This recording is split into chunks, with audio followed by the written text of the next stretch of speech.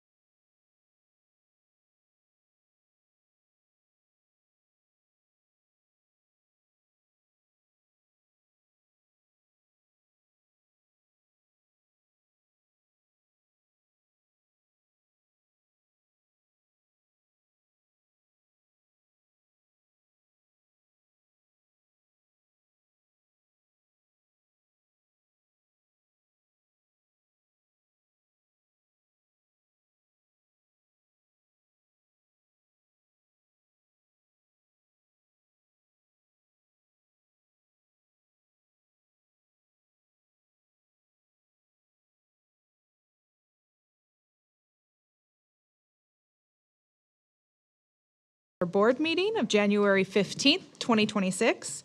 There are many opportunities for the public to address the board, public comment, or doing a specific agenda item. If you wish to speak to the board, please complete a request to speak card at the front and provide it to the recording secretary. When it is your turn to speak, you will have 2 minutes to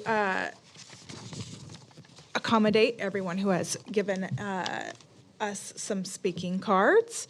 The Brown Act governs meetings of governmental bodies in California. Your comments to the board must be specific to the agenda item you are addressing. If there is no specific item, you are welcome to present comments during public comment.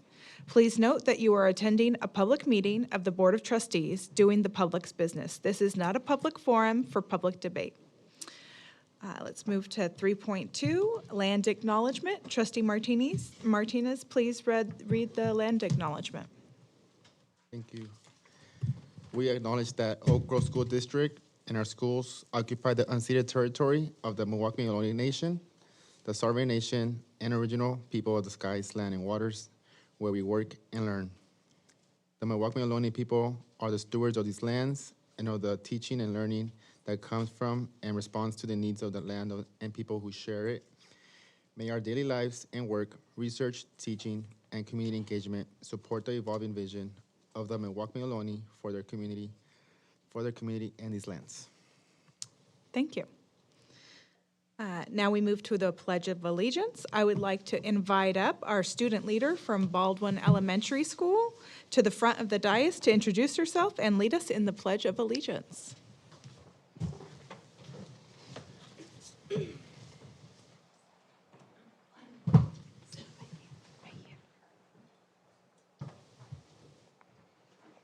Hi, my name is Maddie Story, and I am a 6th grader at Baldwin Elementary School. I am honored to be here today to lead everyone in the Pledge of Allegiance. Everyone please stand. Ready? Salute. I pledge allegiance to the flag of the United States of America and to the republic for which it stands, one nation, under God, indivisible, with liberty and justice for all.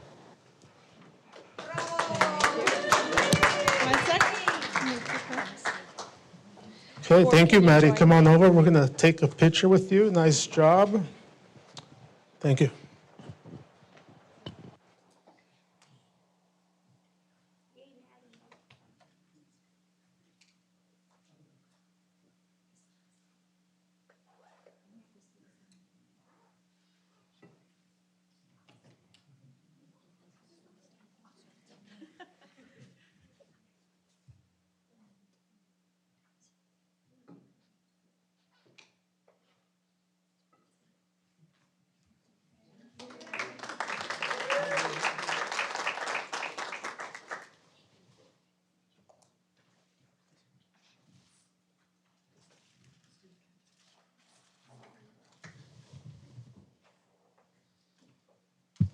Now we move to 3.4, Superintendent's Report. Superintendent Chidas, please provide your report. Okay, thank you, President Aber. Good evening and Happy New Year.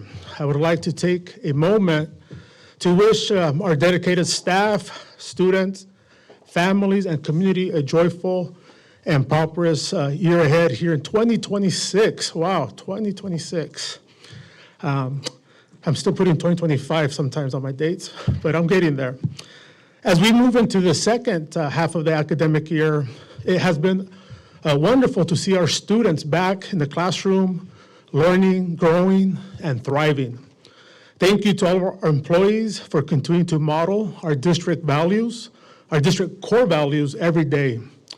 Our core values are student learning, positive interdependence, quality performance, inclusivity, integrity, and respect. Thank you all once again for your ongoing commitment and hard work, or as I like to say, heart work, right? We all were teachers or at some point, at least here we were, and supporting our Oak Grove community. So thank you so much for your hard work. And talking about hard work, in January, across the United States, it is School Board Recognition Month. a time to honor our dedicated board members and recognize your vital role that you play in shaping the future of our schools and our communities. I would like to proudly acknowledge and thank our 5 board members, and most of you are 1 year in, about 12, 13 months, so we've done a lot. Thank you so much for your dedication, your steadfast commitment to success for our students, our staff, and community. Through thoughtful and challenging decision-making, countless hours of service, and unwavering focus on student achievement. Thank you, board, for your governance, for your support, and focusing on the sustainability of our district, but also the high-quality educational experience for all. And not only this month, but throughout the entire year, we will continue to extend our sincere appreciation for your leadership and continued support. So gracias, thank you so much. Today, you won't believe it, but this room, as one student said, it looks like a fancy restaurant. So today we brought back, after 7 years, we brought back our fine dining event for our Superintendent Student Advisory Council, which comprises of 20 students representing all of our schools. And so I would like to thank President Aber, Vice President Yu, Trustee Salazar Torres for attending the event today at lunchtime here in the boardroom, as well as our 3 lead principals and the executive team. A big thank you to our facilities team for transforming this boardroom into a fine dining experience. As some students noted, it looked like a fancy restaurant. As you can see there's partitions here, so these kind of closed, the lights dim. Just so beautiful. Nice job to the team, to our nutrition services, manager Terry Anaya, her CNS team, Karis Guilicia from Sodexo, our partner, but also all the district office volunteers wore white shirts, black pants. It was very nice. So thank you for this memorable moment and for this fine dining event. And today we did something just to remind us. So if you go like this, what does this mean? Do you guys know what this means? So this is a letter D and a letter B. So if you want, go ahead and do it. TPRS. Go like this. A D and a B, what does this mean? Bread and drink, right? So your drink is on the right side and your bread is on the left side. So I did it today, I will admit. I was like this, okay. So drink and bread. So that was very nice. In closing, I would like to share that after 38 years of dedicated service to public education, Associate Superintendent of Business Services Division, Mark Evans, has formally informed his division and the Board of Trustees of his plans to retire at the end of the school year. Mark actually first shared with me this last year in the spring, and he said, I'm thinking of retiring maybe in September, December, and I said, no, Mark, you got to stay for the entire year. So I am very grateful, Mark, that you reconsidered and that you agreed to stay until the end of this school year. So really appreciate that, for that stability, continuing that support. Many of us in our first year, right? So thank you as the veteran up here in your position. We sincerely appreciate Mark's leadership, his dedication, professionalism, and service to Oak Grove School District. And we wish you, Mark, the very best and a very well-deserved retirement after 38 years in public service. CalSTRS is good for you, yeah. And as I'm saying this, Amy Bowles just sent out an announcement via email to all employees, so they will get this in their emails as well. But once again, congratulations to Associate Superintendent Evans for your dedication and everything that you have done and will continue to work until you're done at the end of the school year. So congratulations, thank you. President Aber, this concludes my comments for tonight. Thank you. I just wanted to note really quick about Mark's retirement. It marks a close of a remarkable chapter at Oak Grove School District as Chief Business Official. He's brought steadiness, integrity, and deep institutional knowledge to a role that's often invisible until it really matters. His careful stewardship of district resources and a clear-eyed approach to complex, really fiscal challenges that we have, and commitment to transparency have helped ensured that our decision to stay grounded in what's best in students, staff, and for the community. Beyond the numbers, Mark has been a trusted partner with the board and district leadership, and his professionalism and calm presence will be greatly missed, and we are grateful for your lasting impact and your service. So thank you, Mark.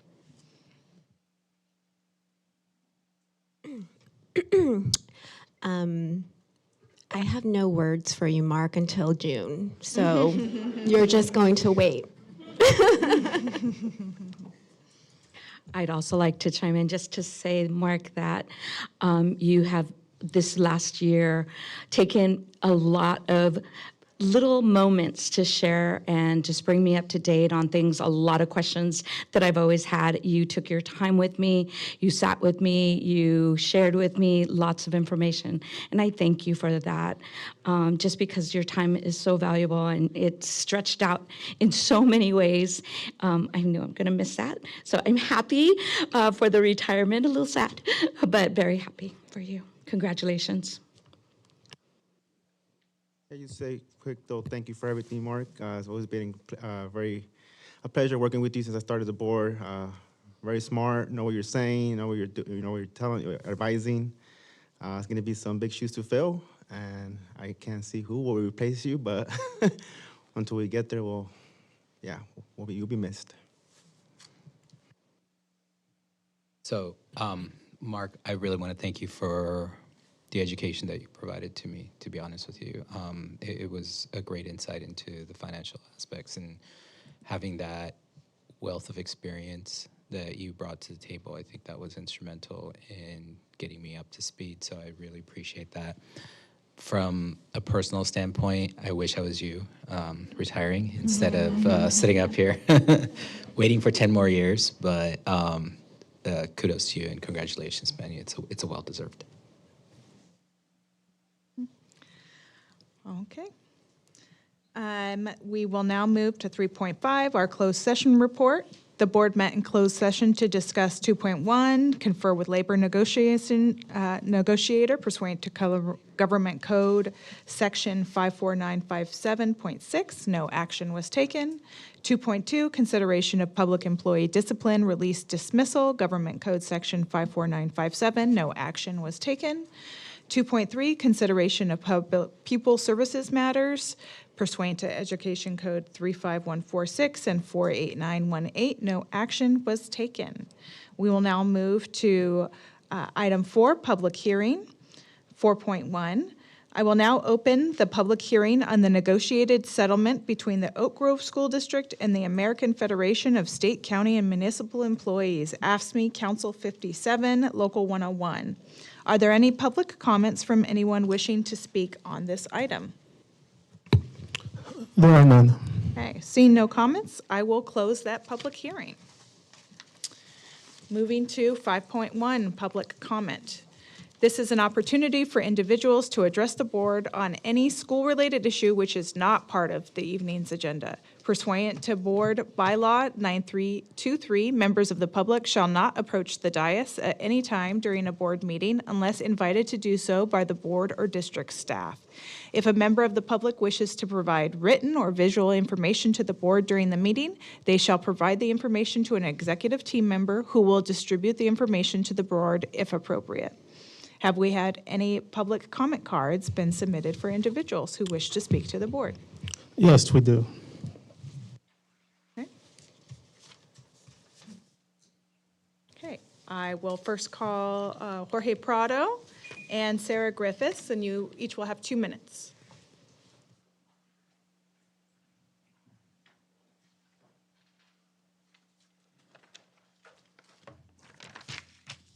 Thank you, Ms. Cecily. Madam President, Madam Vice President, board members, everyone, Happy New Year. I only have 2 minutes, so I cannot say all the wishes things, but Happy New Year to every single one of you. Have health, peace, love, prosperity. Nothing is possible without men, human beings. Nothing lasts without institutions. Jean Monnet. And if you forgot or not sure who's Jean Monnet, he's the one that set the rules for the European Union. And Mr. Evans is a perfectly one of those ones. He also said, men come and go, institutions remain. So you're leaving, congratulations. Somehow, alas, you're forcing me to retire in 2 years. Not you, obviously. It's kind of a bad joke. But in that bad joke, still, I know we talk about this in December. Thank you for the rewarding. I don't know, it's not in this opportunity to talk about it in the agenda. I don't know where the things are. Still, we, the ones that are outside there, are being caught or proposed to being caught, regardless of what we do, regardless of the needs of the people out there. I don't see in this proposal still not a single cut from the people in this district office, directors and above, that be solidarinoshka with us, in solidarity with the people that we serve. So please, board members, remind that we here are the ones that are helping, really helping the people out there, particularly with these moments when the Proud Boys, AKA ICE, are a threat to this country. Think about it when you go to bed. Thanks so much. Sarah Griffiths. And after that, we have Sergio Rizzi.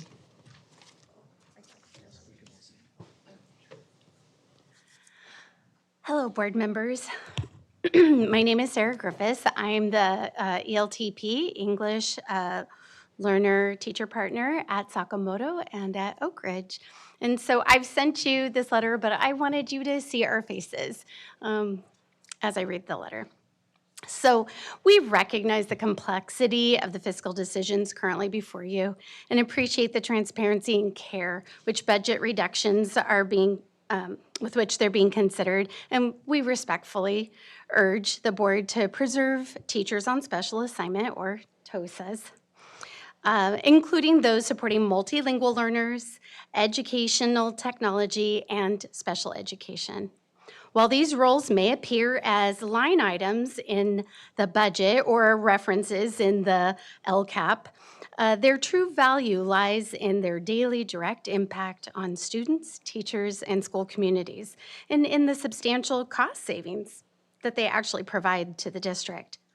Across multiple LCAP cycles, Oak Grove School District has consistently identified instructional coaching, professional learning, and implementation support as key drivers for improving outcomes for English learners, students with disabilities, and other high-need student groups.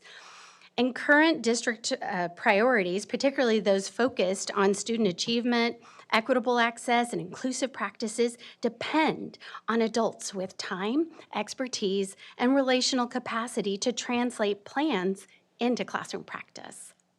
TOSAs are how district goals actually reach the classroom.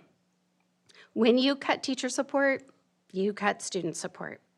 TOSAs directly work with teachers so that students, especially English learners and students with disabilities, receive instruction that is accessible, rigorous, and consistent across sites. ELTPs. I have Sergio Rizzi. Hi, I'd like to donate my time to Sarah.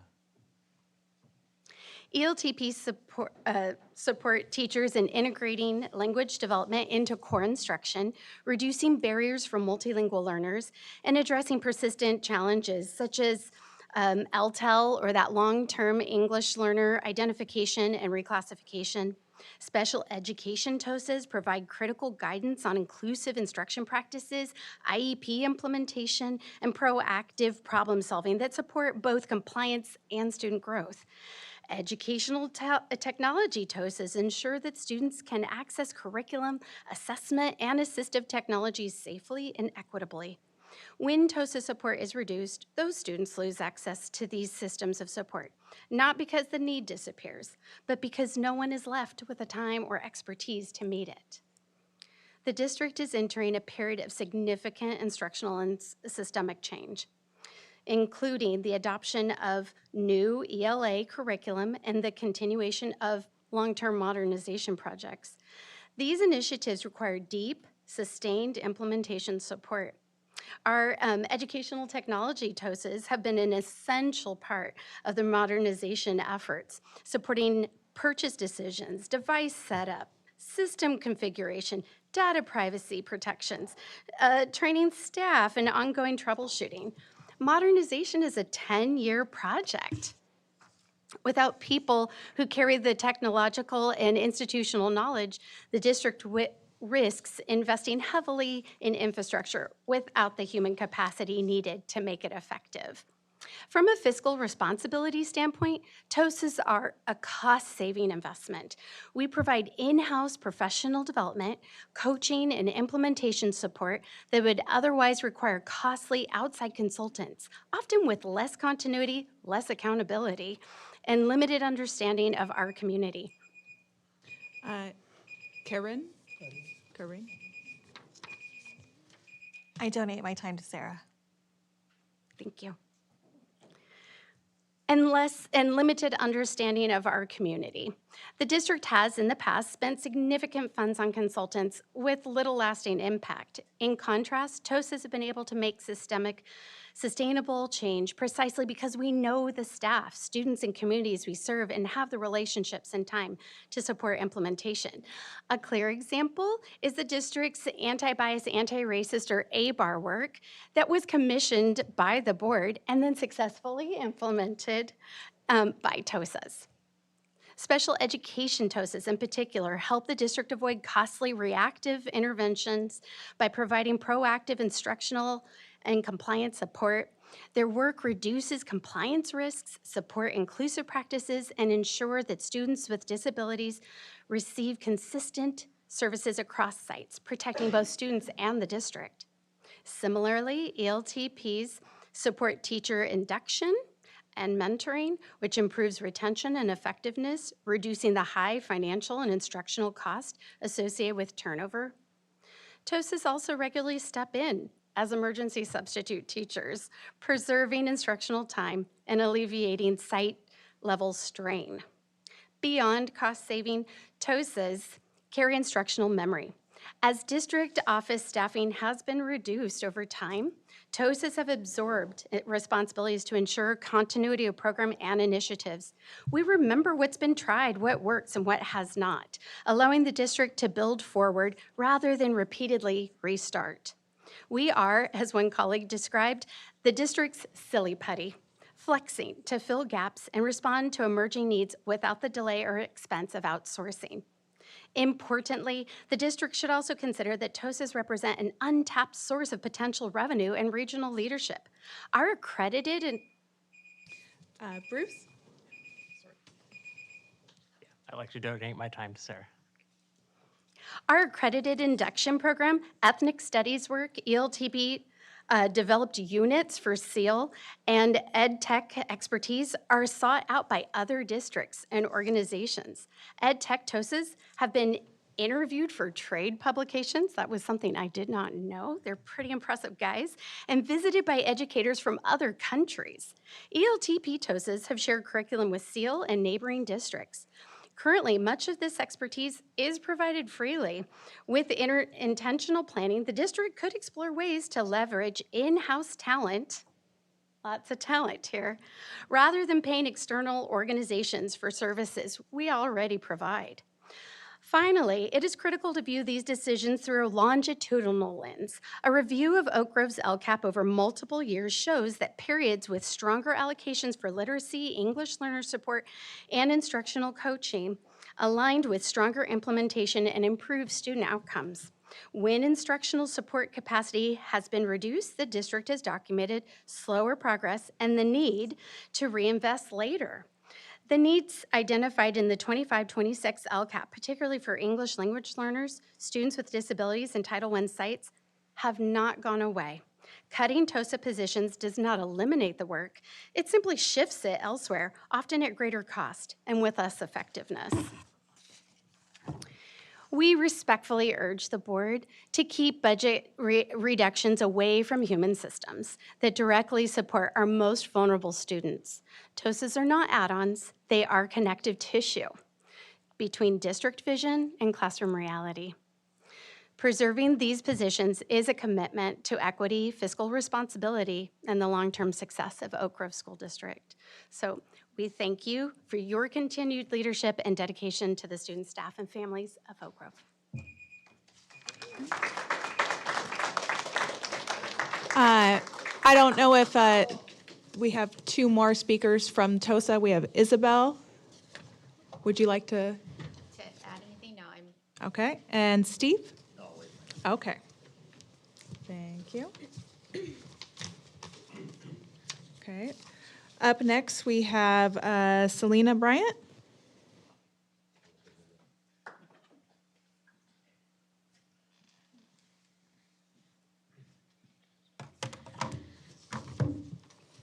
Hi, members. Hello, members of the board. My name is Selena. I'm from Christopher Elementary School. I'm a classroom instructional assistant. I work directly with students with IEPs every day. I want to share what proposed budget cuts mean from inside the classroom. For many of our students with IEPs, consistency and support are not extras, they are essentials. Instructional assistance helps students stay regulated, access classroom curriculum, follow their IEP accommodations, and remain safely engaged in learning. When positions are reduced or hours are cut, those supports don't disappear on paper, but they do disappear in practice. I see students who need help with reading instructions, manage sensory overload, and transitioning between activities. Without adequate staffing, teachers are forced to triage, and students with IEPs are often the first to feel the loss. Services are delayed, goals go unmet, behavioral challenges increase, not because students are unwilling, but because the support system around them has been weakened. These costs also put the district at risk of failure to meet its obligations to provide free, appropriate public education. IEPs are legal commitments to students and families. When staffing levels make it impossible to implement them fully, students lose trust, families lose confidence, and educators are placed in impossible positions. From my perspective, this is not about protecting jobs, it's about protecting students. The students I support want to learn, belong, succeed alongside their peers. Budget decisions that reduce special education support take those opportunities away. I urge you to consider the real classroom impact, to prioritize the funding that allows us to meet our students' IEPs and uphold their goals. Thank you. I have Maribel Fong.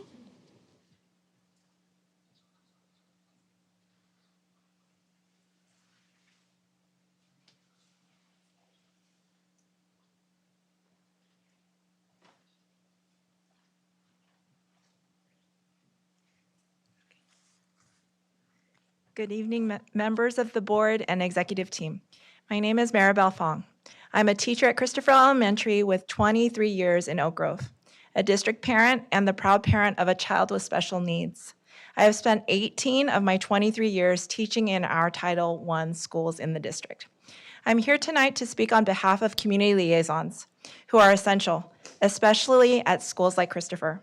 Our student population is 66% socioeconomically disadvantaged, 43% multilingual learners, and 18% students with disabilities. These students and families have complex needs that require more than teachers or office staff alone can provide. Our community liaison is often the first person families turn to when they need help. She supports families with food insecurity, transportation challenges, communication with the school, and access to resources. She also checks in with students to support their safety and well-being and helps families feel welcomed, respected, and confident navigating the school system. At Christopher, our community liaison, Mimi, is a trusted adult for many students, often taking on the role of a counselor when students are struggling. When she is on campus, students seek her out. They talk to her about home, friendships, and challenges they are facing. When she is not there, they ask for her. That level of trust and connection does not happen by accident. It happens because someone is dedicated to building relationships every single day. From a teacher's perspective, community liaisons are invaluable. When families are connected and supported, students come to school more ready to learn. Attendance improves. Behavioral issues are addressed earlier. Needs do not go unnoticed. That allows teachers to focus more fully on teaching and learning. Removing or reducing community liaisons would mean losing a vital connection that many families rely on. Community liaisons are also critical to equity. Many families face barriers such as language, transportation, housing instability, or unfamiliarity with school systems. Without a liaison, For Noemi Ruiz, I'd like to give my time to Maribel Fong. Without a liaison, those families are far more likely to fall through the cracks. A community liaison ensures that every family, not just those who already know how the system works, has access to support and opportunity. I understand the district faces difficult budget decisions. However, I am asking the board to direct the Budget Advisory Committee to develop a different list of cuts, one that keeps reductions as far away from students and programs as possible.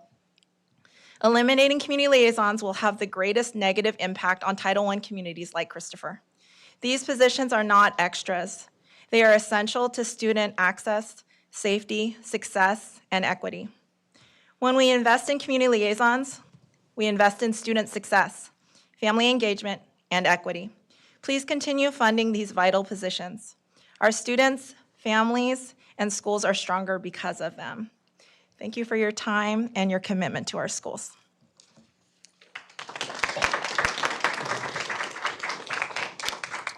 And one last public comment. Brenna Jewell?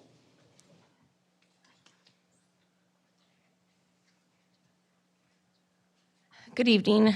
Good evening, members of the board and executive team. I will be speaking about the proposed cuts directly impacting students next month, but tonight I'm here to speak about OGSD's decision to delay submitting the AB 1200 to the county immediately once we reached a tentative agreement with OGA. To many educators, this delay feels unnecessary and avoidable. Reaching a tentative agreement was an important step forward after a long and difficult bargain. This is an opportunity to begin rebuilding trust with the district's largest bargaining group and one of its most essential resources, its educators. Instead, the continued delay sends the opposite message. Because of this timeline, educators are now being told our pay increase will not take effect until the end of February, over 2.5 months after the agreement was settled. For employees who have already waited months for fair compensation, this matters. These are real financial impacts on people who show up every day for our students. This moment requires urgency, transparency, and follow-through. If Oak Grove is serious about restoring trust and moving forward together, actions must align with words. Timely submission of required documents like this AB 1200 is part of that responsibility, along with scheduling a special board meeting as soon as possible to get our TA ratified and move this process forward. Time is of the essence, and surrounding districts have gotten their board approval within a week of the union's vote, like Livermore and Evergreen. Not Evergreen, Franklin McKinley. It is unclear why this stall is happening, and transparency in a quick timeline is needed. We want this district to succeed cooperatively with us. We want stability, and we want a collaborative relationship that's built on mutual respect. I urge the board to prioritize this process and move it forward without further delay. Thanks for your time. That's the end of public comment. Well, let's move to 5.2, employee bargaining unit comment. Do we have any reports from bargaining unit representatives?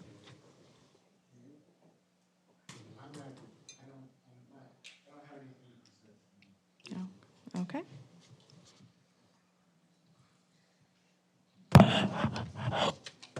It doesn't fit. Okay. Well, pardon my laptop at an angle here.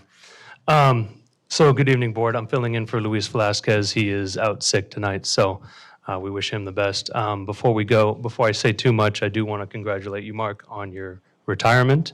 You have always treated me with professionalism and courtesy, even when times were difficult and we disagreed on things. I appreciate your candor and your professionalism.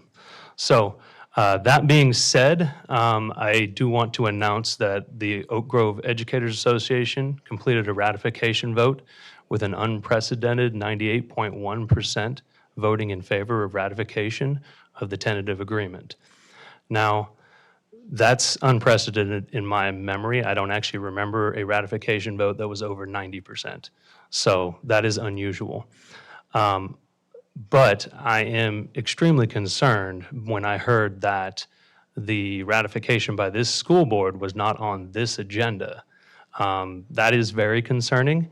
And I've spoken with Luis, and I know that he has spoken with Amy and Yvonne about it, but we feel that this is a time for transparency. As such, I wrote a letter to the superintendent just yesterday, and I CC'd board president on that letter. Now, I have not yet actually even received an acknowledgement of the letter that was sent. I don't expect the board president to respond to that, but I would have expected that the superintendent would have acknowledged that. So I'm going to read the letter out loud here to the board, and I will forward it to the rest of the board at the end of this comment. I am writing to express serious concern regarding the delay of the district's ratification of our tentative agreements. As you are aware, OGA completed its ratification vote and notified the district that the agreement was approved on Friday, January 9th. To date, the tentative agreements have not been placed on the board agenda for ratification, and we are seeking a clear explanation for this delay. We were informed that the district intends to file an AB 1200 report with the County Office of Education prior to placing the item on a board agenda. In my 24 years with the district, I have not previously experienced a delay of this nature following union ratification.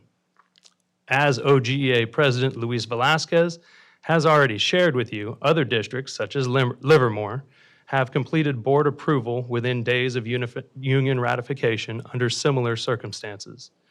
Additionally, the timeline shared with Luis indicates that the district has not actually even submitted the AB 1200 report and does not plan to do so until January 22nd. If the district believes this report is required before board ratification, we are requesting an explanation for this timeline and the resulting delay. While OGA is attempting to give the district management the benefit of the doubt, the lack of transparency around this process is deeply concerning. Accordingly, OGA is formally requesting the following: a complete copy of the AB 1200 report, including all accompanying documents, correspondence submitted with the report, and any additional reports or communications with the County Office of Education that relate to or affect our tentative agreements. Number two, a formal explanation of the district's interpretations of the laws and requirements governing the timing of school board ratification of collective bargaining agreements, including citation of any legal authority or precedent that would justify delaying this vote for a month. While we recognize that the contract allows up to 15 days for information requests, this situation warrants timely transparency. Therefore, we are requesting a written response within 5 days. We're also requesting a meeting to discuss this matter further. OGA members deserve clarity and transparency regarding the status of their ratified agreement. So that's a letter that I sent, and I am still hoping that there will be a response coming in relatively short order. In addition to that, I wanted to announce that, changing topics a little bit, Oak Grove Educators Association has created our own committee regarding budget cuts that the district is looking at. We're calling it the Budget Accountability Project. And our goal in this is to continue to look at what it is that's being proposed to be cut and look at alternatives that keep cuts as far from the classroom as possible, as far from students as possible, and as far from personnel as possible. As such, we will be making further data requests related to this, which will be on your desk soon. So what I have to say about that is we need to think very hard about what it is the value that people bring to this district. You already heard last time at the last board meeting, the counselors got up here and very articulately explained the value that they bring to this district and how they are there for kids in crisis, for teachers in crisis, and to support students. Today, you just heard the teachers on special assignment get up and very articulately explain the value they bring to this district.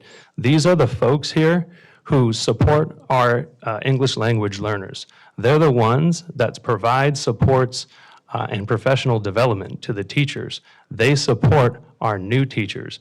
They support our IEP process. They make sure that we're in compliance.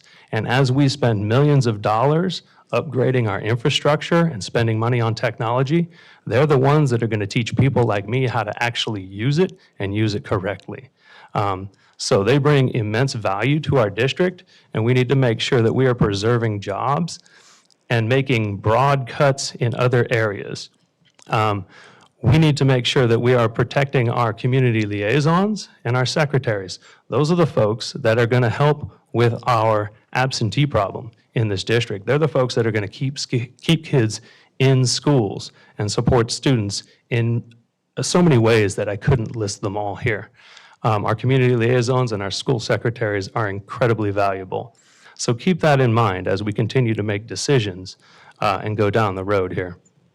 That is the basics of what we're going to be looking at in this budget accountability project. And, you know, we're going to be going through line items and trying to suggest big areas where we think you should find cuts, but maybe some specifics as well. So for example, we've now identified up to $300,000 that was spent on firms tied to Jose Manzo, our former superintendent. If you're looking for low-hanging fruit and you want to cut some money, that's a place where you can do it. We've identified $400,000 spent on travel and conferences. Where do you cut money when you're thinking about cutting it? That's a place where you do it. We're just getting started, and we're going to hopefully come with a list of what we think should be done responsibly. We understand the District Advisory Committee is also re-looking at things. Luis attended that the other night, I believe. So I'm hoping that everything there is done responsibly and as far from personnel and students as possible. Thank you. Thank you all. Thank you. We now move to the consent agenda. Superintendent Chaidez, please present the consent agenda. Thank you, President Aber. At this time, I would like to recommend to the board that you approve the consent agenda as presented. May I have a motion and a second? I motion to approve the consent agenda as submitted. Second. Have we any public comments cards before submitted on this item? There are none. Any board discussion? Okay. May we have a roll call vote? Member Yolakar. Aye.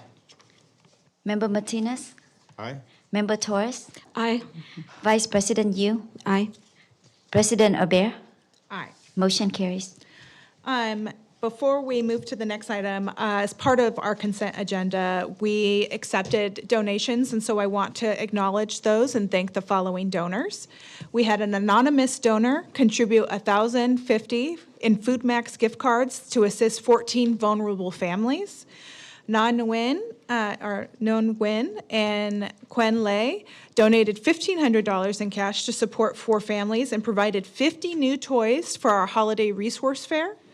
Jessica Smits, a parent at Del Roble Elementary, donated gift cards, toys, clothing to benefit McKinney-Vento and foster youth across multiple schools with support from her family and community.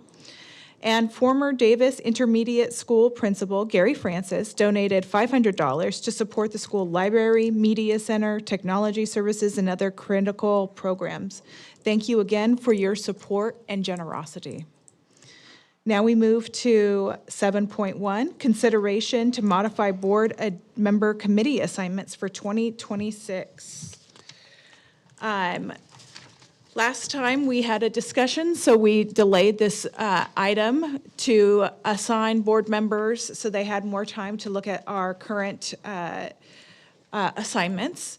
At the moment, we have the County Committee on School District Organization that's going to be Trustee Martinez because we had to submit that.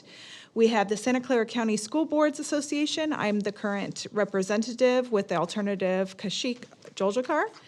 We have the Legislative Action Committee. I am also the representative of that in the last year. Last year, we have the Diversity, Equity, Inclusion, and Belonging, which was represented by Trustee Torres and the alternate you. We had a Policy Board Subcommittee that is represented by the President and Vice President, so that will remain the same.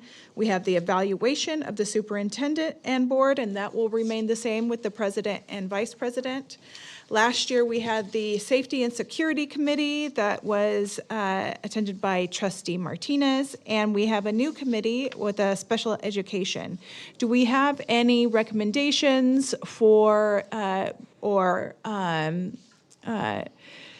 discussion regarding board committee assignments moving forward in the next year? In regards to the special ed, I'd like to be recommended as liaison for the committee and continue my DEIB. Okay. Do we have any other recommendations from the board before I make assignments, if we don't have any? I guess just the only recommendation is when there is meetings, I mean, kind of orient the information to us. I mean, if there is a meeting, I mean, I know there's some that I meet, like, for example, I'm in the, let's see. If there's a meeting that we should know about, just to be forward to us, so we could be aware. That's it. Oh, okay. Well, I'm going to, if there are no further comments, I'm going to make the appointments. So we already have Martinez on the county subcommittee.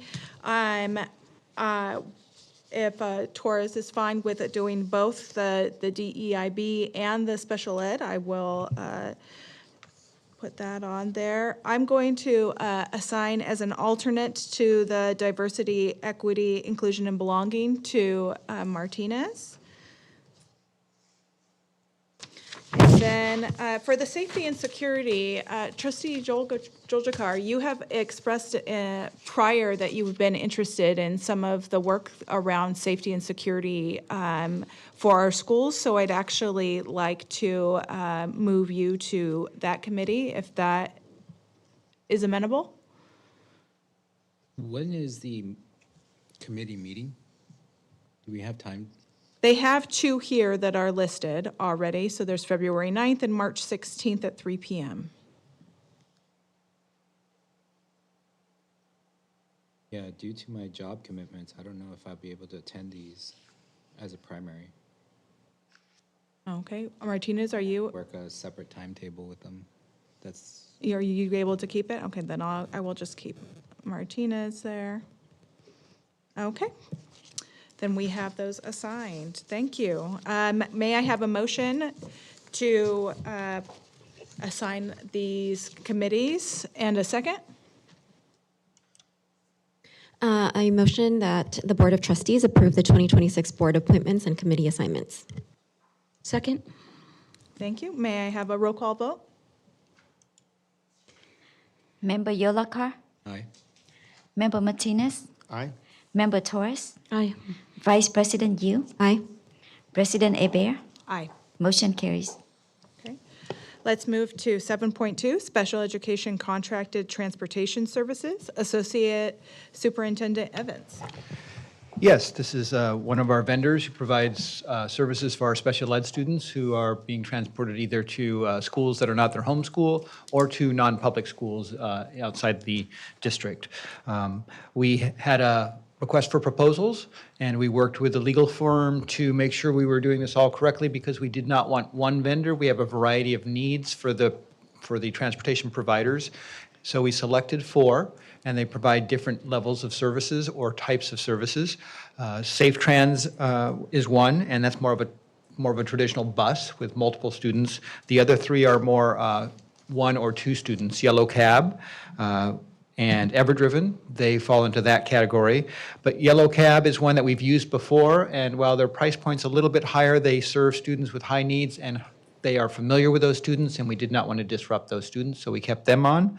Everdriven has a very competitive price. However, they do not provide certain services for students with higher needs for specific seats or wheelchairs. And then Hop, Skip, and Drive was another vendor that we selected at the time of the RFP.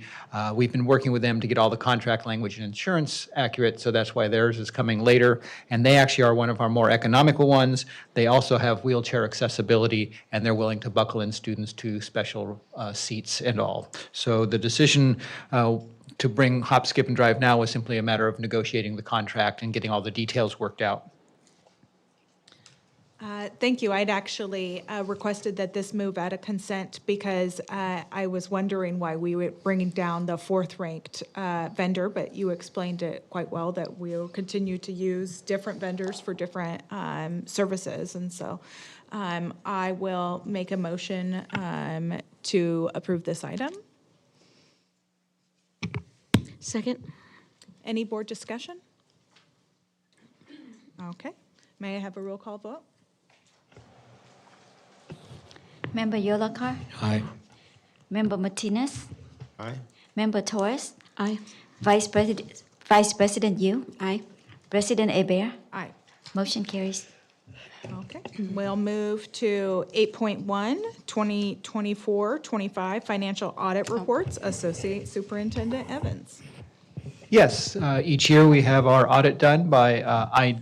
Bailey, our outside auditors, and Nathan is here tonight to present the findings and the results from our general audit. So I wanted to thank you for showing up tonight, and I want to thank Melina Yuen, who our Director of Business, who have worked closely with the auditors as well. Yeah, thank you very much. Let's talk about accounting for a few minutes. In your packet, you have the financial statements. Excuse me. Financial statements, it is for the year ended June 30, 2025. You also have the Measure P, it's the General Obligation Bond Program. And what we do, and we do the audit of these financial statements, audit of the bond program, and just to define for a minute the scope of that, it is really just, it's make sure that those financial statements are complete and accurate. Really, it's make sure that they are correct. Similar for the bond program, think of that as kind of a cropped out little entity within the district.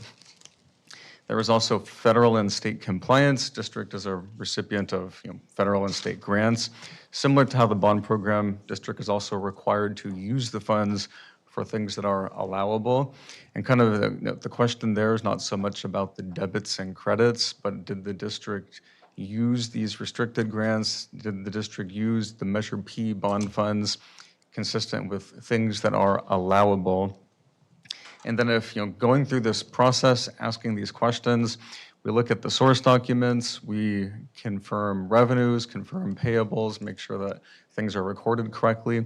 If we find what's called errors, or I should say what's called internal control deficiencies, which are maybe more commonly called just errors, the auditor comes in and says that something needs to change, or if there was some kind of compliance deficiency that we identify, those internal control deficiencies are required to be reported as part of the audit. And the audit is an after-the-fact affirmation. So, all of the numbers that you see on the financial statements have previously been communicated through budget documents, through those unaudited actuals at the end of the year. And we just come in and it's an after-the-fact affirmation. Really, it's to ensure that those numbers are correct. And everyone at the district who we worked with, the folks on the finance side, Melina's team, very cooperative. They have to actually support the audit. They have to answer the questions. They have to give us the source documents. And excuse me, they were very cooperative, and audit was able to be completed really without a whole lot of drama, which is what you want. That is the expectation. And really, the outcome, and I'll just results of the audit. It's a clean or unmodified opinion on the financial statements as well as on the compliance with the federal and state grants. There's a lot of opinions. Measure P bond program, also a clean or unmodified audit opinion, which is really, in other words, everything is okay from an audit perspective. Financial statements fairly stated in accordance with all the accounting principles, really no internal control deficiencies, no compliance findings. And just that is not, excuse me, that is the expected outcome from the audit. It is not a given outcome. And as I mentioned, it's the folks in the district that have to put the stuff together and have to actually support the audit so that we can conclude it. So there's a lot of stuff in the financial statements. I'm happy to talk about anything. We can talk for a couple hours about accounting and compliance if you want. But I think that's my 10,000-foot executive overview, and I'll turn it over for any questions.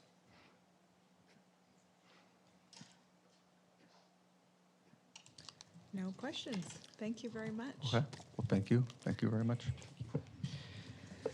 Now we will move to 8.2, Artificial Intelligence Task Force and District Framework.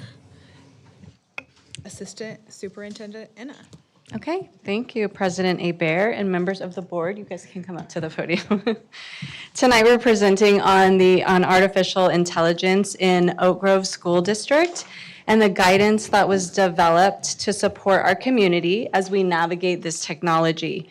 We understand the importance of balancing innovation and our values of ethical teaching and learning, as well as policies for appropriate and safe use of technology.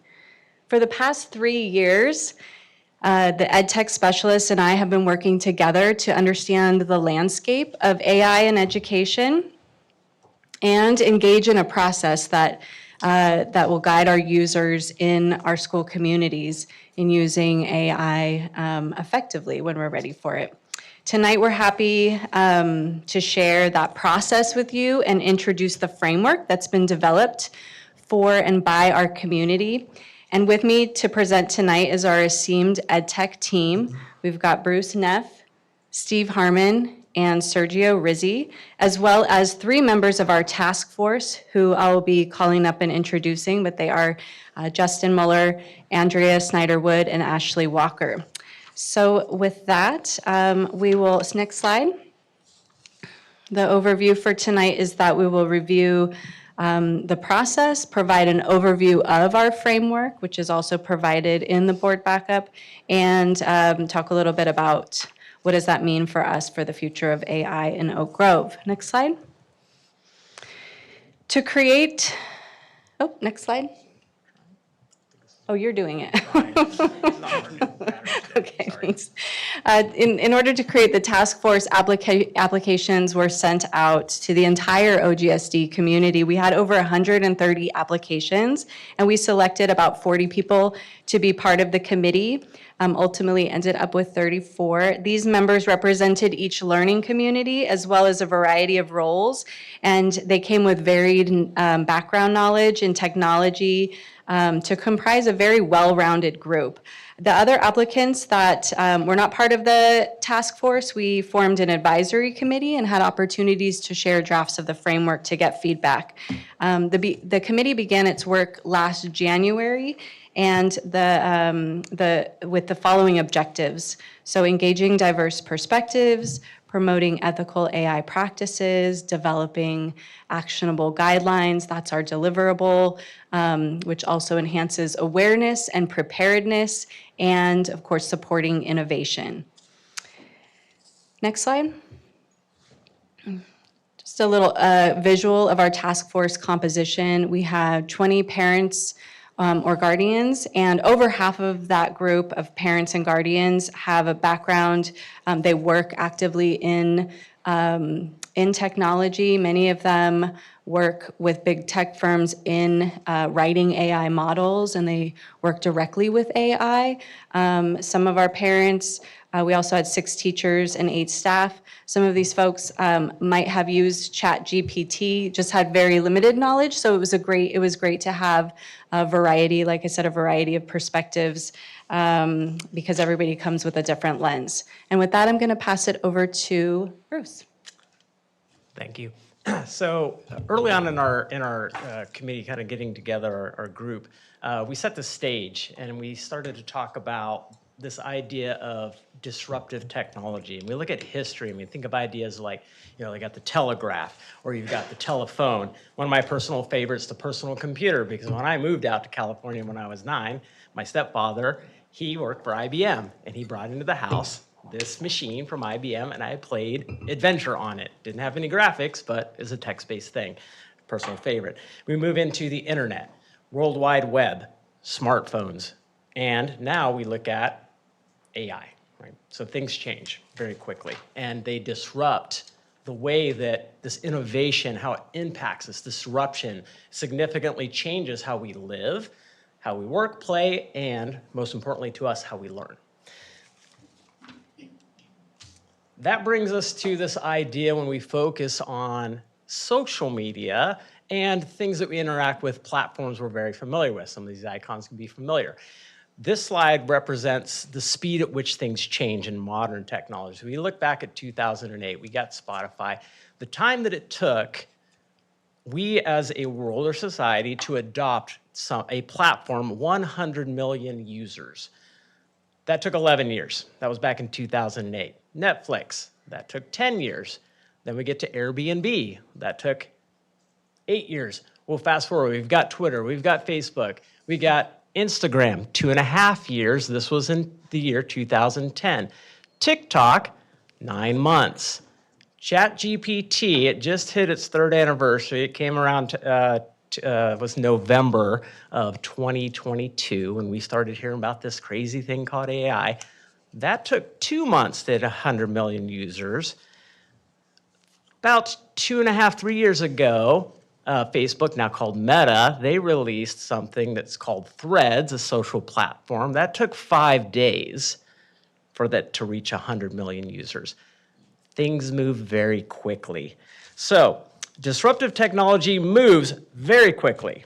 And we realize that we cannot focus our efforts on the tool. It changes daily, hourly, probably every second at this point. So how can we navigate this rapidly changing, potentially disruptive technology? We needed guiding principles and a vision. This brings us to the process that our AI stakeholder group undertook, and that is being presented by Steve Harmon. There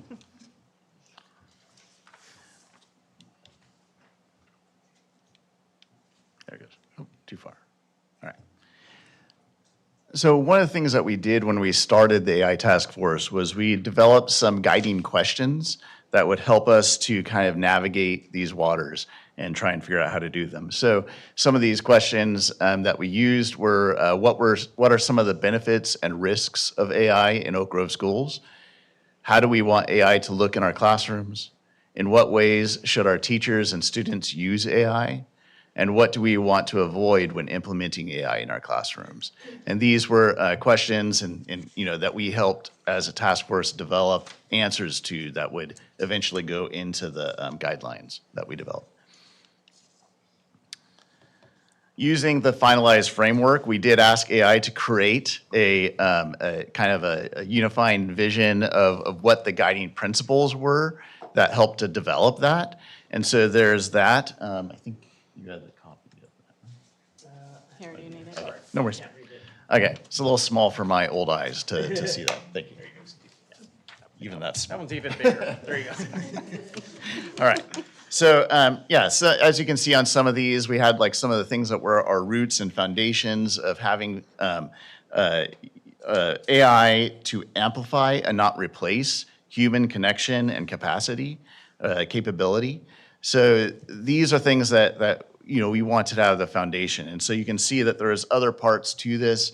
This is a living framework that we developed because we don't know what AI components are gonna be invented tomorrow, right? Like something could come out tomorrow and it's gonna be something that we weren't expecting. And so this document is kind of hopefully designed to be future-proof a little bit, where it will kind of set up the guidelines and then whatever comes in the future will be able to fit within those guidelines. Student safety, of course, is very important to us as well. privacy is one of the key things that the three of us in EdTech have focused on within the district for a while as well. So making sure that AI is protecting student privacy is highly important as well for these guidelines. So these were some of the guiding principles that we had when we were putting these into practice. With the process that we had with the AI task force to get the framework in place, we met 5 times over the course of this last year. During this, the group shared readings and research with each other. Sometimes outside the meeting, the parents or people that had found something or that they thought was interesting, they'd share that with the team, and then we'd disseminate that as needed. We had, within the meetings, we had numerous small group discussions where then they could have, everyone could have a voice with their small groups, so then we'd share out with the larger groups.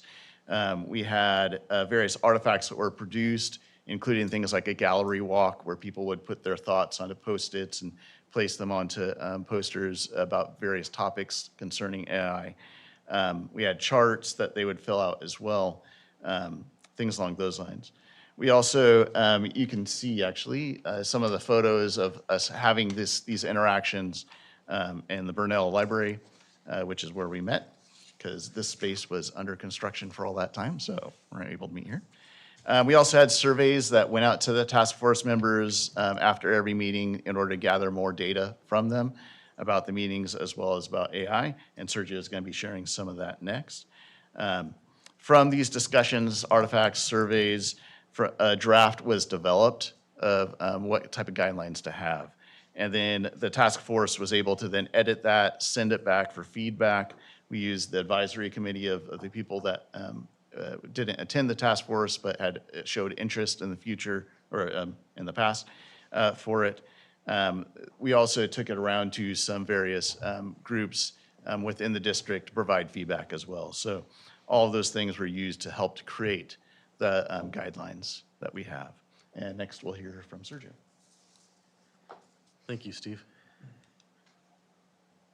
So over the last 3 years, the EdTech team has visited many classrooms to discuss AI, how it has evolved through history, how it's perceived now, and what place it has in the future, both in society and in education. What you're going to be seeing in the next few slides have many parallels that both students and adults have when given an opportunity to anonymously answer yes or no questions based on the usage of AI. When asked if it would be okay for AI to write an entire book report for you, roughly 90% of both groups of students and adults said no, citing academic integrity and transparency.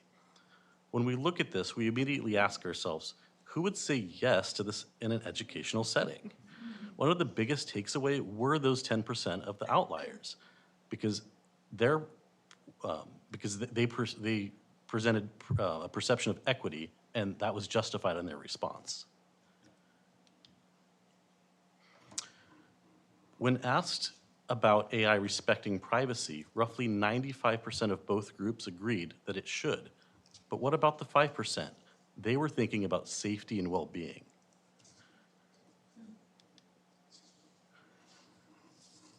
When asked about AI being fair and not showing favoritism to anyone again, roughly 95% of both groups agreed that it should always be fair.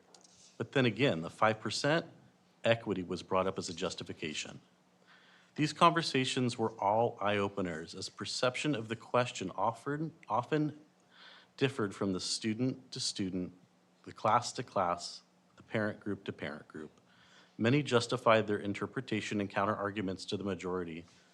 This topic of interpretation and perception sparked additional conversations around AI literacy and realizing that not even the AI will interpret and perceive things the way that you do. This brings us to our AI framework. It's a 6-part guidance document that the task force has developed for teachers, staff, students, and families. The framework focuses on the following: AI literacy, the integration of AI, ethical considerations, safety, security, and privacy. And as you know, Oak Grove prioritizes student data privacy. So much that we have already started a process to develop the next version of the California Student Data Privacy Agreement with AI in mind. Implementation, governance, and ongoing professional development will continue as AI continues to evolve. I'd like to pass it over to Janae to introduce our task force testimonials. Great, thank you, Sergio and team.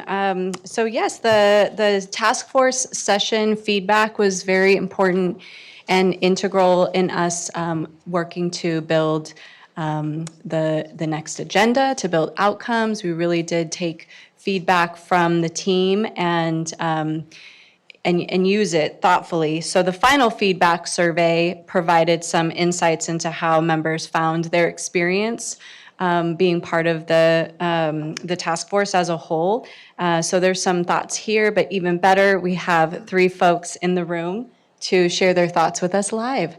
So the first, you can go to the next slide. The first person I'd like to bring up is Ashley Walker, who is our special education TOSA. I'll let her introduce herself and share a little bit about her experience. Hey, good evening. I'm Ashley Walker, TOSA within our district. I support special education teachers, especially new teachers, with all things related to special education. So this can include individualized education plans, answering questions, or guiding with processes. I really wanted to join the task force just because day to day I see what works and what doesn't work for both our teachers and also our students with the highest needs. And really, this perspective I have helped shape how I contributed to conversation around how AI could be used responsibly in class and education organizations. For example, could it potentially help give more personalized help, potentially address, learning differences in a greater way? Could it help with workload reduction?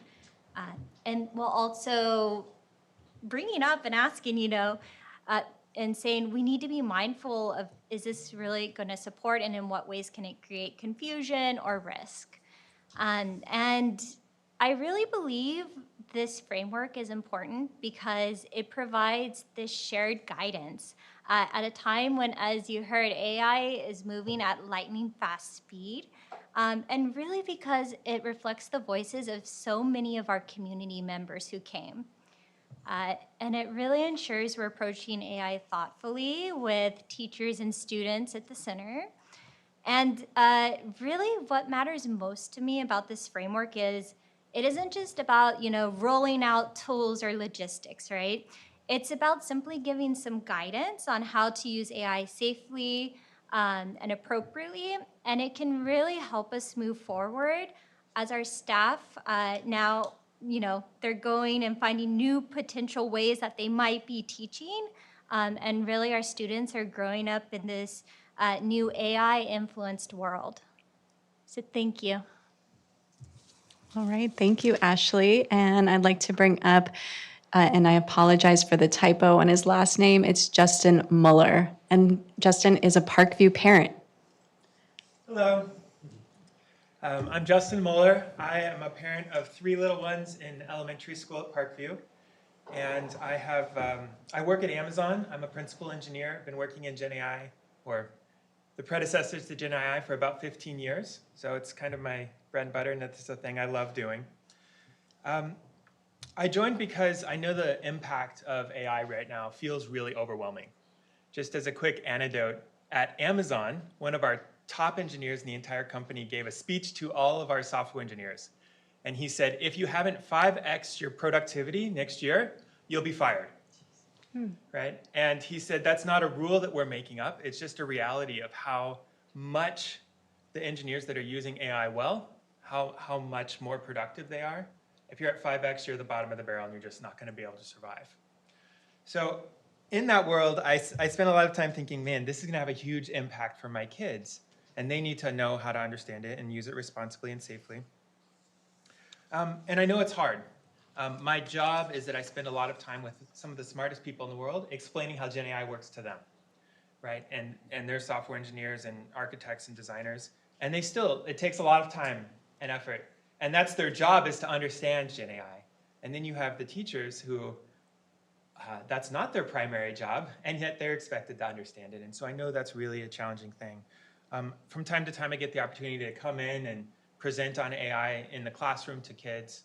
And I almost always get as many questions from the teachers as I do from the students, because the teachers are like, what is this thing? So I'm really excited about the framework because I think it's a good first step and a foundation for building understanding in the classroom for teachers, for understanding Gen AI and responsible and safe usage. I think some teachers I've talked to take an approach of fear, right? There are some teachers who say, well, I just don't allow AI in the classroom. It'll ruin the students' understanding, or it's just not safe because what if I bring it in and they do something that violates privacy, and now I'm held responsible and I can't take that risk, so I just don't want to go there, right? And so I feel like having a framework that gives teachers and educators a safe place to relate to AI and understand how to use it responsibly is really important to responsibly bring it in and address some of that fear. Yeah. So I'm really excited that thank you for the opportunity to be part of it. I was really, really impressed with the variety of people that were part of it. There were people that have been doing it for a long time as engineers, but there was people coming from all different diversity. And one of the biggest surprises for me was I was expecting to have a lot of diversity on views of whether or not we should use AI or if it was a good thing or a bad thing. And in spite of the diversity of the people that were there and the roles they came from, almost everyone was like, this is happening, this is a good thing, how do we do it well?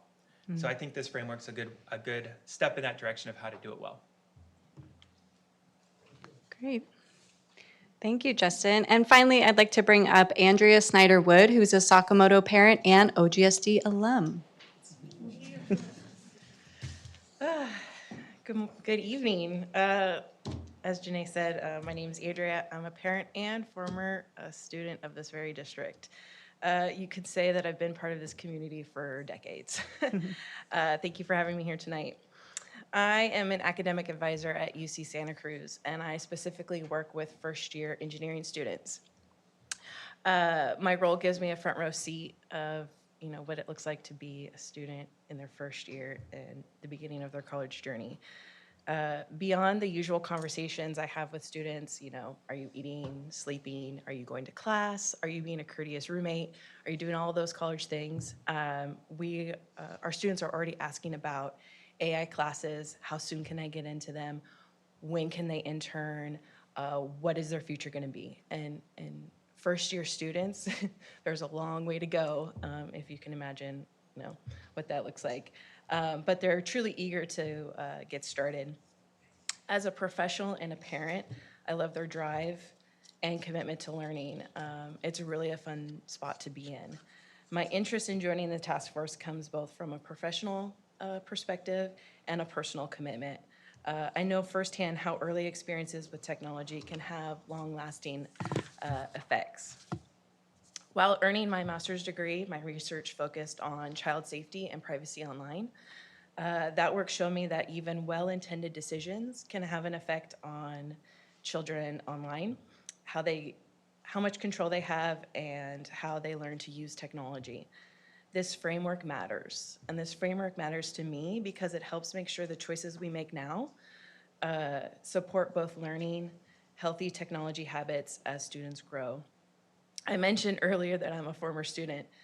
When I was in kindergarten, which was the early 90s, technology really wasn't part of the classroom. We had, VHS tapes, to put in perspective. Now, a generation later, students are using Chromebooks in kindergarten. That kind of change happens fast. And it really highlights how important the decisions we make today are for tomorrow's learners. So thank you for having me. See you later. All right. Thank you to our 3 task force members who are here tonight to share with you a little of their experience and perspective. In our framework, we also acknowledge by name all of the members who contributed at the end of the framework. So just a special thank you to all of them and the hard work that they put in to develop the framework. So with this, now that we have this guidance document and framework to share out what is next for Oak Grove in terms of AI. I want to share with you that we haven't formally adopted an AI-powered tool for educators and students to use in the classroom, but we have had some pilot opportunities over the last couple of years, and we have had and have some classrooms that are using tools that are safe and secure and are walled gardens, so to speak, for the use of educational opportunities such as Chat for Schools or Magic School. We know that AI tools are embedded into our existing tools that we use, and students and staff have access to tools that we don't necessarily are not necessarily part of our network, but they have them outside at home and on their personal devices. So we really do want to start communicating the guidance and to create awareness and training across our community. So additionally, we'll continue to watch for updated policy recommendations from CSBA and watch what other districts are doing. And we do have existing policy, which I listed there, 6163.4. That is student use of technology, which includes language in there for AI. So it's there, but we want to look for, improvements in what CSBA is going to do so that we can continue to keep you informed. And then finally, we just want to continue to stay on top of what's available and how AI-powered tools might enhance the human learning experience in our schools. Thank you. At this time, we can move to questions or comments from the board. Do we have any board discussion? Yeah, so if I can get a couple minutes here.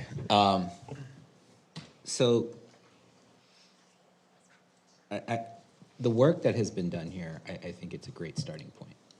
I'll be honest with you. When people do say AI, it really is not a true AI system. It is a machine learning system. It is a large language model that is being generated. It gets data sets into it. I worked on Watson. It was the precursor to ChatGPT, and I know. And if it truly was AI, it would be pointing it to a sky and getting it to basically identify a cloud that looks like a bunny. And it doesn't have that capability. So it's not true AI.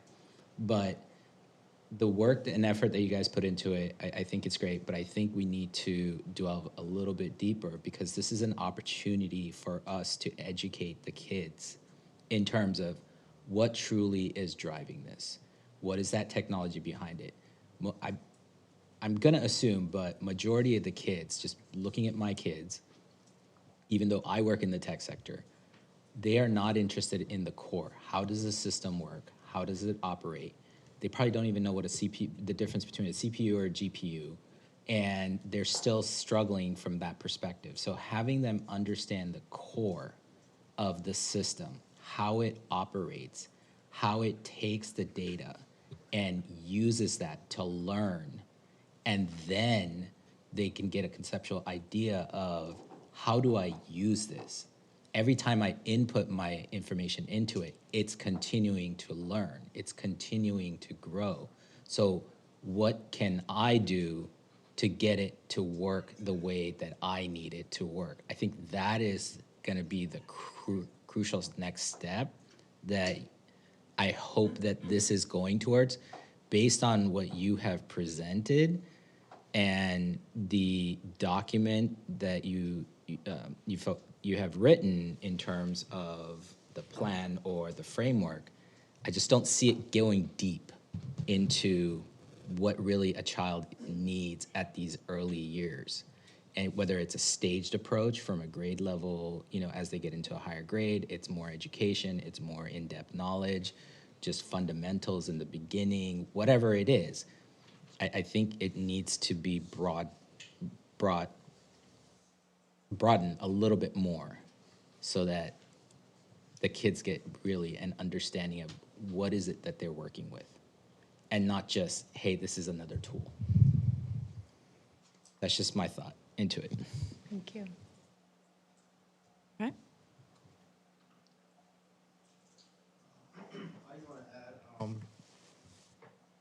We just want to say thank you for looking into this AI. It is here, and it's here to stay. I use it every day. And it's very helpful. So I just want to support the implementation of it in the future. Even if the way I was thinking when you were just presenting to me, I think it'd be very useful for a student just to get an idea how to start something. Like maybe they just don't know like how you explaining a math problem to them. Maybe you can use hey, ChatGPT, can you explain it in a different way? Can you write it in a different way? Can you show it in a different way? I think just having that little intro, the student that's struggling with some sort of problem could understand it in a different way. So that's what I was thinking as you were giving the presentation. I know it'd be really valuable, and I can you see it doing good things for the district, especially for the students that are in need of understanding a topic. I mean, I struggled when I was in school. I didn't understand when my teacher was telling me in one way. I had to hear it from a different person in a different way to understand it.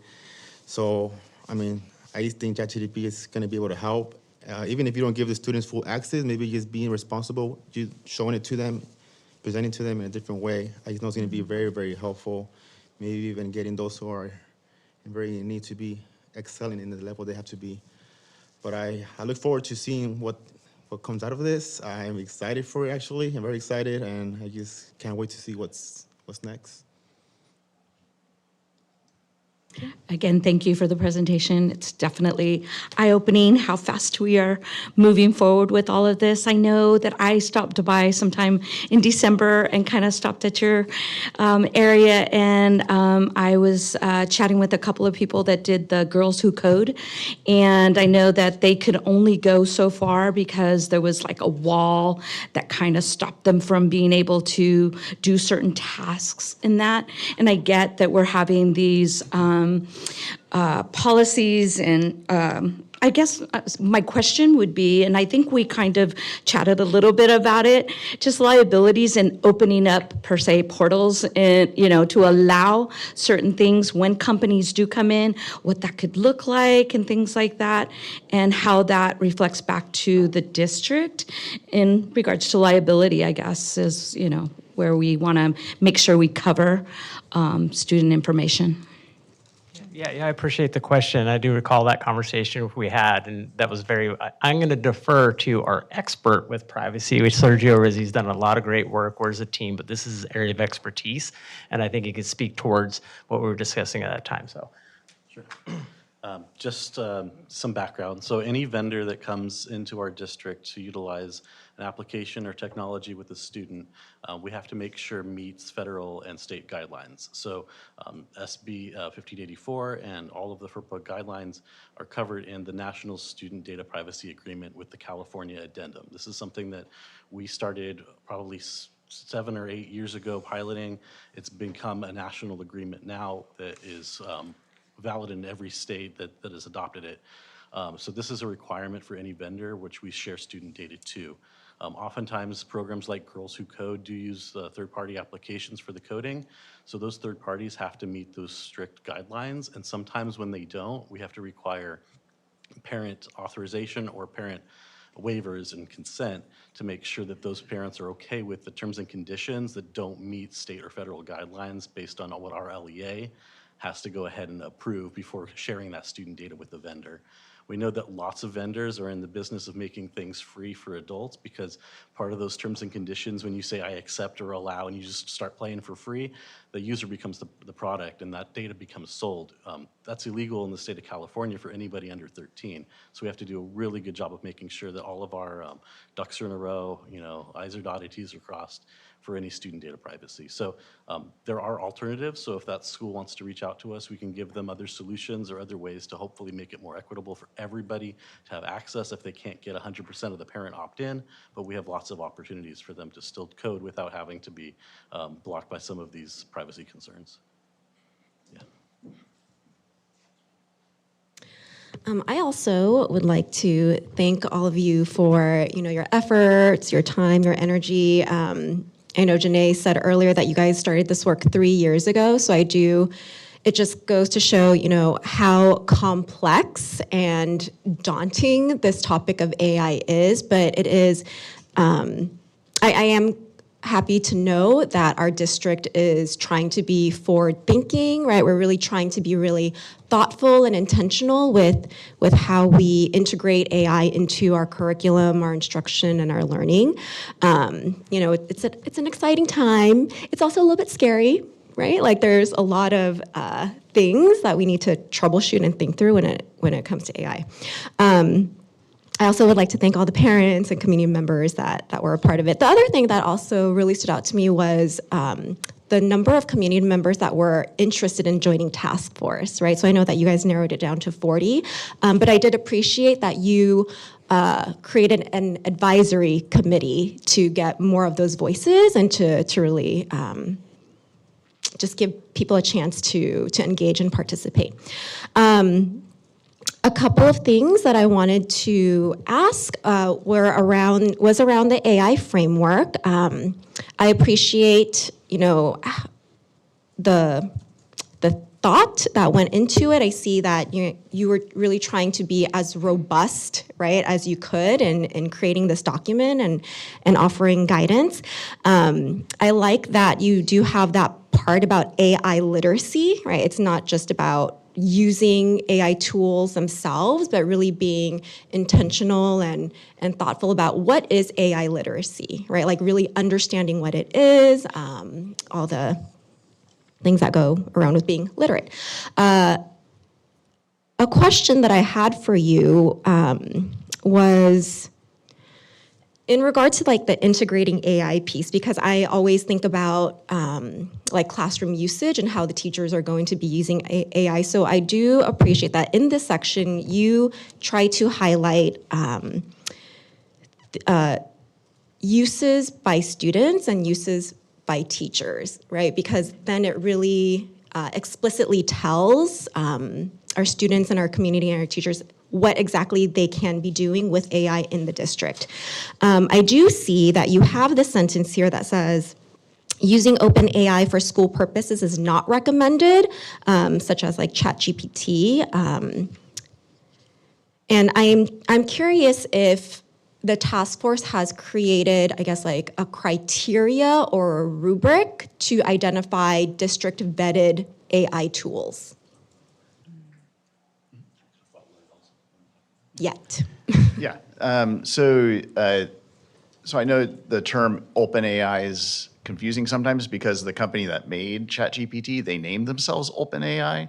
But when we were referring to OpenAI there, it's basically saying like anybody can go and type something in. So ChatGPT is like that. The public-facing Gemini from Google is like that. And there's numerous others as well, right? I think Grok is like that as well on X.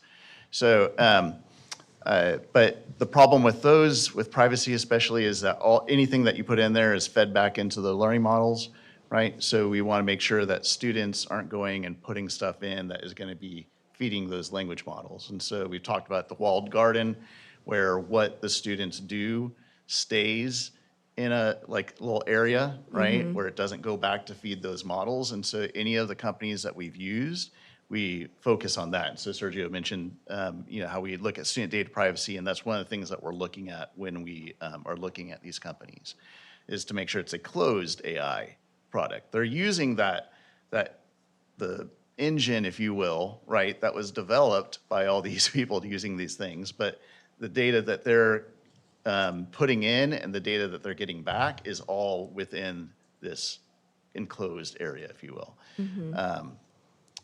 Yeah, so that's kind of what we're talking about. And then we also utilize the Learn platform for helping people to understand what companies have signed the National Data Privacy Agreement.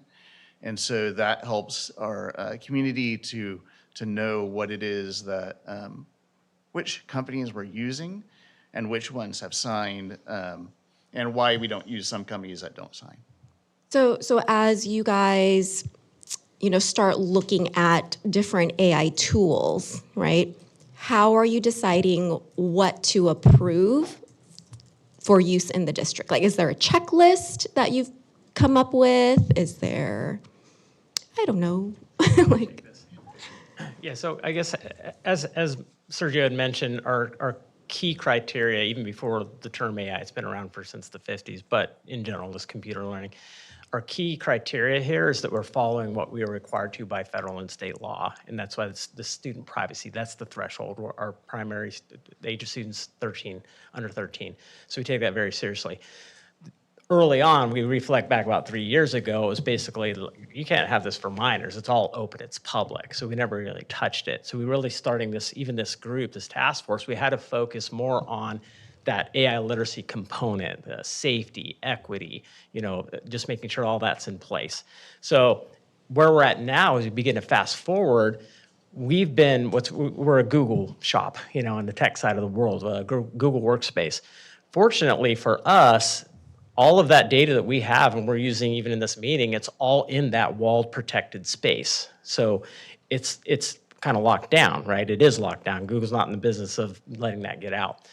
Since Gemini, that's their large language model that's rapidly gaining on the leader, which is ChatGPT, they're innovating a lot. And within, almost on the weekly, something new is coming up. So from the teacher perspective, we being in that workspace, we have that access as staff, that adult perspective, access to those tools in the walled garden. The most current models, Gemini 3.0, Nano Bananas, the most current version of that, which our educators can leverage in that safe space. And for the student perspective, via Google Classroom, those teachers, Notebook LM is a good example, really, really good one, where we can get those AI tools where the teachers can develop this tool and bring it to the student as it's permissible, such as audio overviews with, if I'm reading The Hatchet, and I can develop an audio overview in more than 80 languages, and kids can speak in their own languages and engage with this overview. The kid themselves, anywhere with their device, can engage with it because the teacher has provided that piece of that tool. It's not the public-facing part of it, that protected piece. And it seems like every week they can do flashcards now. They have image generation. Since we are in that powerhouse kind of space with Gemini, Google, we're checking those boxes. So we're beginning to approach staff and say, hey, this is what's going on. We're going to these staff meetings. We do them with all of our sites. And we begin to plant the seeds to speak towards, well, what is this going to begin to look like? We have that confidence of that safe space, and we begin to plant seeds because next steps are, what do we do? What will this look like? What tools can we use? We've been using Google for a long time. And so we have confidence. We have to. We're in that. And as they release, we can see that being utilized, staff and students. So that for us is the easiest way to address it right now. Yeah, and I'll just add to that, outside of the safety and the security and those guidelines, a checklist or a rubric for a tool may be a little bit challenging because it'll always depend on what the purpose of the tool is. So one of the things that we do look for and we will look for is what's the usability in terms of for teachers and students. So if students are engaged in a tool, like we were using Chat for Schools, and that had kind of tutor models in it where students, it was kind of engaging with a chatbot, right? So they're typing things in and the chatbot's helping them with maybe their grammar or their transitions and their writing. It's giving the teacher information as well. So it might flag for the teachers if they're putting in inappropriate content. It might say, hey, this is something to pay attention to. But it also could help the teachers with instruction. Many of your students are having trouble with transitioning, transition words from one paragraph to the other. Here's something that you could teach. So those kinds of things where it's making everyone, giving tools that are useful for everyone, and it's not giving extra work. It's lightening the load while being effective. So those are the kinds of things that we want to continue to look for and test out and try and see what sticks. Great. That was super helpful. Again, very excited for the direction that we're going. I can tell you guys are all very passionate and excited about AI as well. So just look forward to future updates on the work. Thank you. Thank you for the framework. As someone who leads an AI-centered software company and works in AI every single day, I really appreciate the direction that we're taking and that we're not being overly aggressive like I've seen some other school districts be. As a member of the Santa Clara County School Board Association, we have participated in many trainings and looked at what some other school districts do with purchasing detectors already, and I think they're kind of jumping the gun and misusing some resources, so I'm glad that we're not going in that direction. I believe that AI could really help tailor, like what Trustee Martinez says, micro-tailor education to the students' needs and to how they learn out of the curriculum that we just don't have the ability to do out of a textbook. And help students with IEPs and help English learners and a variety of applications. I really strongly support the principle that AI should amplify and not replace human connections and professional judgment. We see it out there already where we have attorneys using, AI and having hallucinations in their court cases. And so we always have to stay centered and in reviewing anything that comes out. And so I really believe that we begin to institute education for our students at the youngest level on how it can be used, the inputs and outputs of it, and to verify what is real and what isn't real. It's really hard for people now, and it's particularly our students when they're on social media to figure out what's real and what isn't anymore. And it's not the world that we grew up in and where everything we watched in the news we knew was accurate. And so that kind of media education needs to happen as we move along as well. And so thank you for the framework. I wanted to know what kind of policies would the board take action on? When is our role going to be necessary in the implementation of any of the frameworks? Yeah, we've been keeping our eye out for board policy samples, and we have some samples. And so we've had tentatively scheduled for this school year to bring some board policy recommendation and work with you on updating or adding policy specifically to AI under the student use of technology. Kind of waiting to see what CSBA does. They have a task force of their own that they're working with. So yeah, we definitely want to collaborate on that and look ahead to the near future. I don't have an exact, but looking for the spring. Okay. Yeah. In regards to that, I just had a question. I know that within the last year or so, or maybe even 2 years, I know that they were talking about a policy for phones in the classroom and or electronics. I know that we had the 20% computers in the classroom at some point. And so obviously this will change and or we need to adapt that. What does that look like? Or cell phone policy does still need to be adopted by June. And so we'll be presenting that recommendation, I believe the March board meeting, maybe April. I can't remember off the top of my head, but one of those two. So how does AI impact there isn't specific language in cell phone policy specific to AI. They're kind of two separate things, but we'll still advance with the cell phone policy as required by law. Okay. Thank you. Because again, I mean, it's the mini computer of our day. It's true. And everyone will have one or everyone has one. And will there be an opportunity for students to access what we have in the classroom via their phone, or is that something we are just moving away from? In terms of cell phone, we're still getting some input on this, but the problem with students using their cell phones in the classroom is that we can't protect them when they're using their cellular data as opposed to our network. Yeah. So that is not encouraged to Okay. use their cell phone data. So but I do know, like, if I'm going to a school campus, I can get on their Wi-Fi and their system, just, going on their system. So how, is there a way to make sure that that doesn't happen with any phones that are close by, computer systems that are close by, et cetera?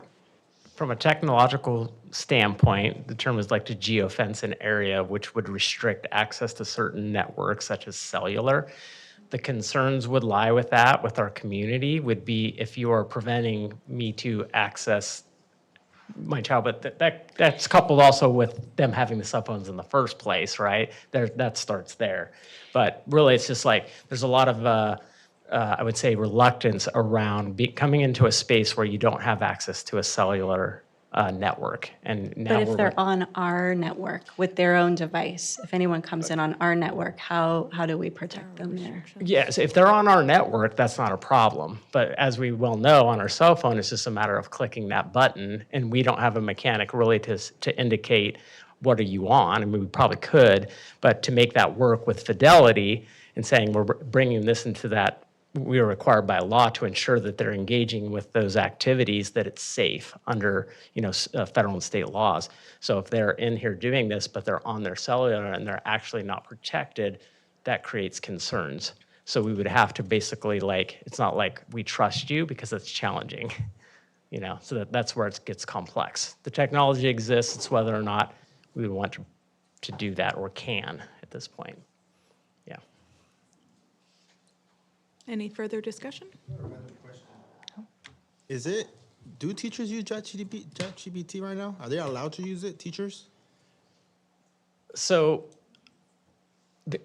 the idea, like the framework, is to help to address that, right? It's, the pillars are safe and equitable and ethical.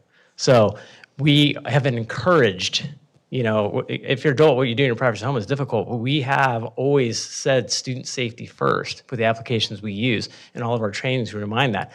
Are there teachers out there that have used ChatGPT, especially in the early years? I would say yes, certainly, right? Because they don't know what they don't know. But it's our responsibility, and early on, right out of the gate, our mission was to educate them on what those risks might entail.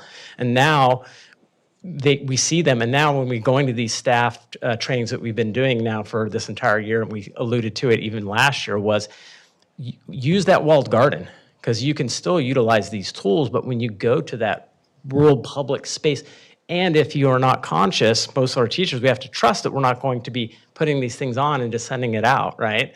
So we train and we educate, but at the end of the day, we have to ensure, that it's, that's our concerns. And Yeah, but- they are. I mean, they are. And a lot of us in the organization use ChatGPT for productivity. Absolutely. And, if you're stuck on an idea, ChatGPT can help, right? How else can I engage students in this particular content? Here's my lesson. How can I make it better? How can I adapt it for English learners? Right? It's answering those questions, but we're trying to move away from OpenAI just to prevent any, errors from happening, personally identifiable information accidentally slipping through, and keeping it, as protected as possible for the sake of our students and staff. Exactly. So that's been our driving mission for over a year now, is to the importance of, if you're going to engage with this, do it in a safe way, which is utilizing those tools that are protected behind walled gardens, such as the example with Google and Gemini, because we know that that's safe. And we say, you make sure you're logged into that at ogsd.net, you're good. If you're not, nope. So, yeah. Yeah, I think there's just a clarifier there, so that when we are doing our trainings and we're encouraging them, if you are familiar with using OpenAI ChatGPT and you're going to be using something like this for work, use your Oak Grove account, use Gemini. It's a different experience in the sense that anything that you feed into Gemini through your work account is not going out to feed the large language model. They still get the feedback, but it's not feeding the large language model. So that if there was accidental student data privacy leaks, it's not going out to feed a model. So we're training the teachers to make sure that they're utilizing the correct tool when they're doing stuff professionally versus personally. Yeah, because I put myself, I was a teacher, I'd be like, you don't understand? Well, let me just put it in the screen and show you a different way. All right, thank you. Okay, thank you. Thank you. We'll now move to the presentation on a potential parcel tax ballot measure. Associate Superintendent Evans. Yes, good evening. I wanted to kind of present to you some of the research and just kind of a little background on parcel tax in general. This came up when we were working with the Budget Advisory Committee. We actually talked about revenues as well and different ways to generate revenues for the district. And parcel tax was brought up. It was part of one of the presentations. It's not something that we could include in our fiscal stabilization plan because it's speculative, it's not definitive at this point in time, but it is an option for us to look at. So I wanted to kind of go into the background of parcel tax and how the process, the timelines, and decide if we want to go into further investigation. So mostly just a kind of an initial tutorial or proctor on how to go about attacking a parcel tax and how it's different than a bond. On the next slide, just a parcel tax is exactly what it is. It's a specific tax, a flat rate tax applied to the parcel of land. So whether you own an apartment building on a parcel of land or a house on a parcel of land, the rate of taxation is flat.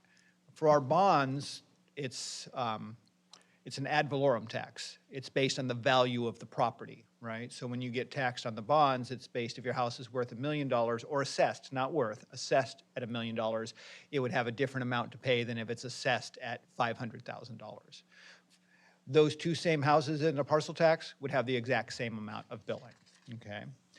And the rate could change. There's a new way to do parcel tax. It's not done very often. I've only found one school district in the county that's done it based on square footage versus parcel. So you might have a rate per square foot. So in that case, it does vary property to property.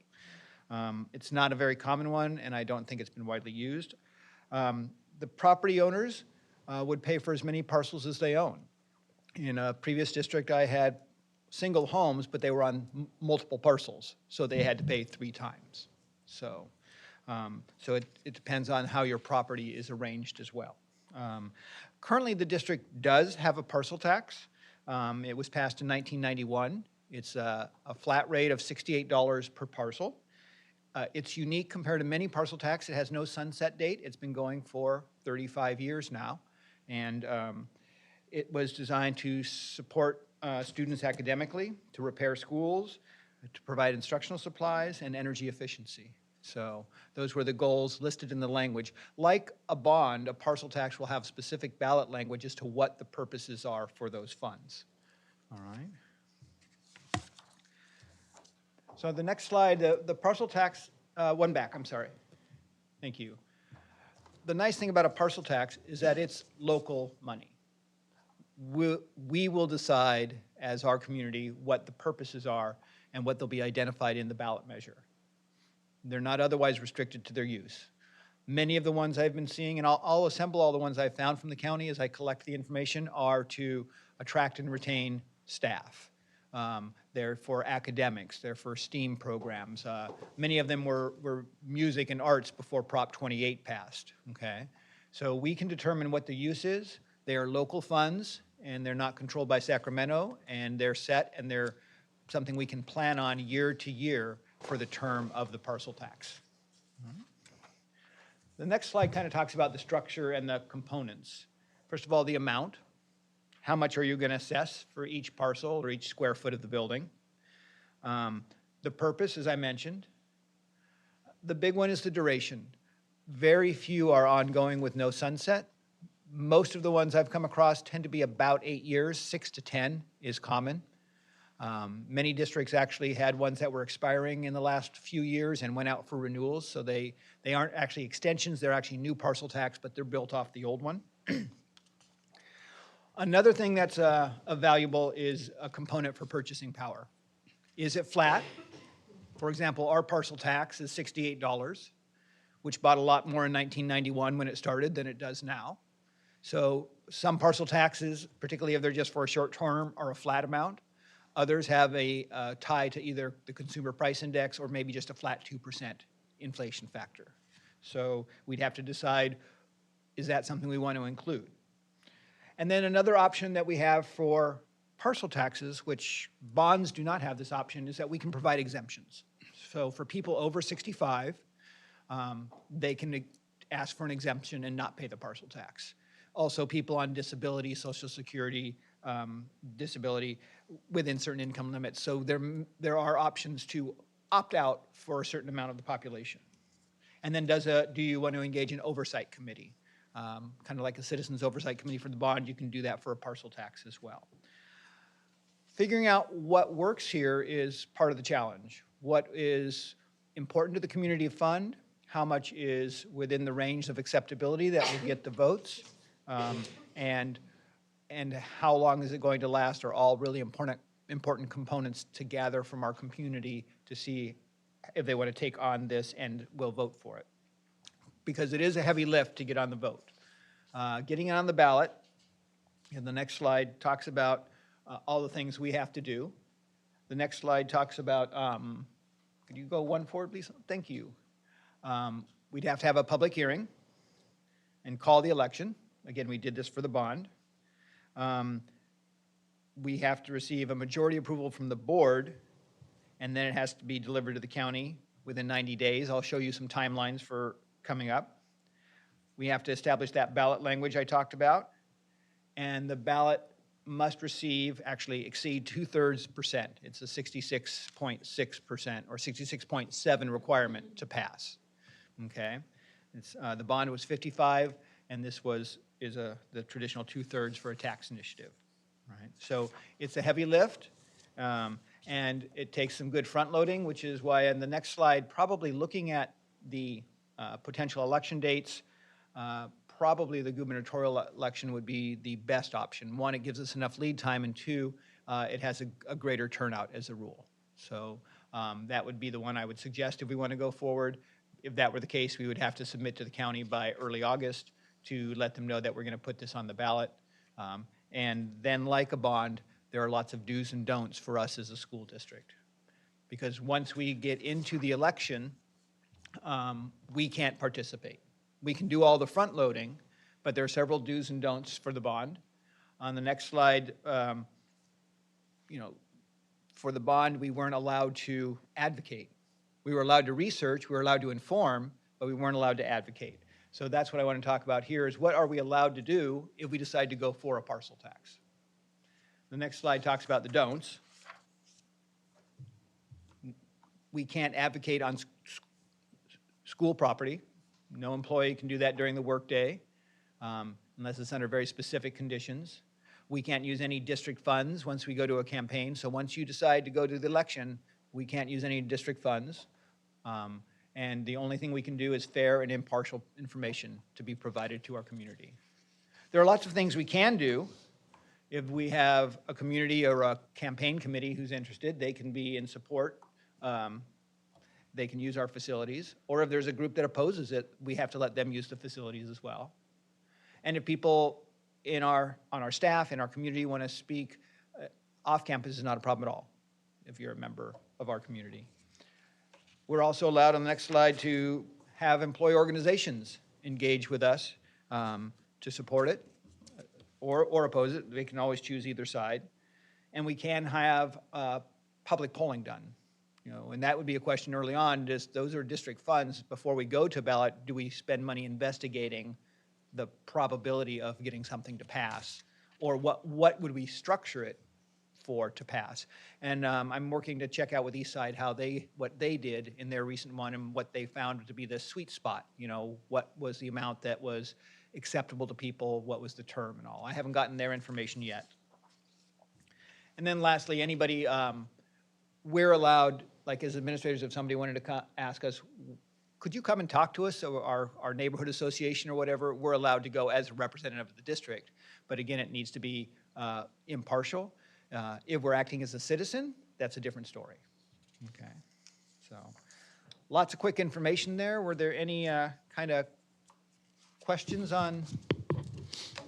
Yeah, quick question, couple questions. Sure. I don't think this is feasible. Those that are on, is it Prop 13? Prop 13, yes. Can we limit this towards taxing individuals that are in that realm, or is it just, it has to be taxed on everyone? We cannot isolate it to certain groups. It has to be all parcels. I think there, you can do a little bit of like a vacant parcel you can do differently. But any developed parcel, you can't tax a commercial differently than a residential. And as far as the Prop 13 or when the home was purchased, really wouldn't come into play on this because it's not based on value of the house, it's based on the parcel. Okay, so for every dollar that we add to this tax, how much do we generate based on the number of properties that we have? I was within looking at area? our 2024 submission to the county. We had more than 26,000 parcels. We do have exemptions on some of those, so we may not get funded on all of those parcels. Currently, at $68, our parcel tax now generates about $1.7 million a year. Or what's the amount? $68, so.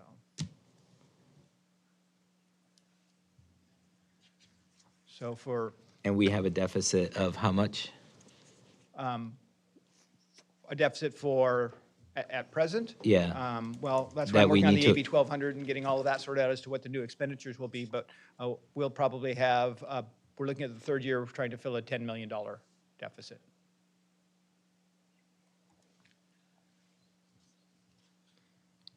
A parcel tax also, if we were to pass it in '26, wouldn't come into our coffers until '27, '28, because it would be the next tax year. So realistically, I mean, unless we go for $680 per parcel, So.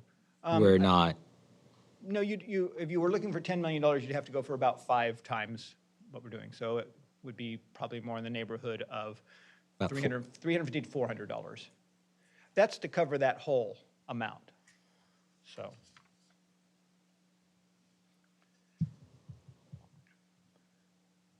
but that's just covering this amount. There's no future. So, yeah. Yeah. That would be what that generates each year. Our costs will change over the course of time, so. Can we do a percentage? Not on a parcel tax. It would be a flat number. The way you would make that change over time is to have an inflation index attached to the parcel tax. So, one of my experiences when we were renewing in a previous district was that we wanted to increase it. We wanted an inflation factor, and we didn't want it to sunset. And our recommendation was, you might get 2 out of the 3, but you don't generally get all 3 out of the 3. So you might just, that's where some of that polling or information from Eastside as to what they found out might help us figure out what's most palatable. Because it needs to be palatable to get a 2/3 approval rating. So, all right.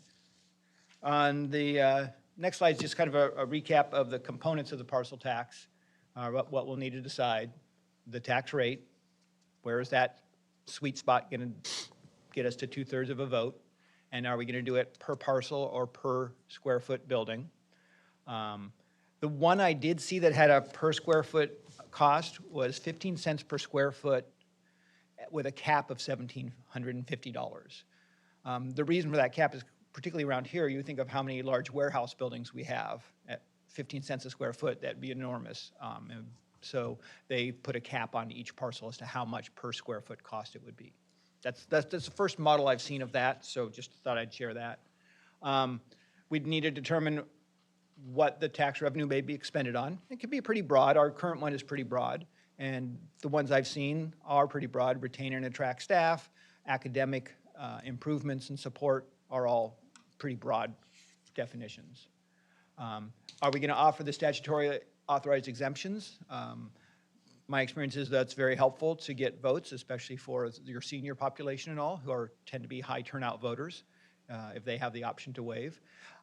Because they have the option, my experience is they don't all waive. They've had kids or grandkids in the schools and are happy to be supportive if it's within their means. So the duration of the tax, is it going to go on indefinitely, or is it going to go till 2035?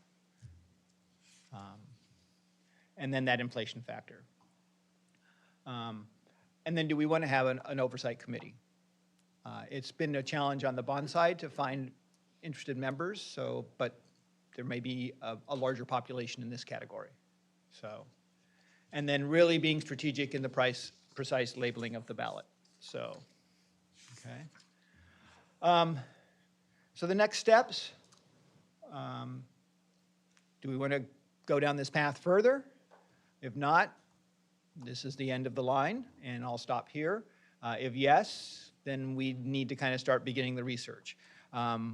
Even if it's no, I'll fill you in on the information I find out about neighboring districts, because I want to share with you what we found in the county. Most of them tend to be in the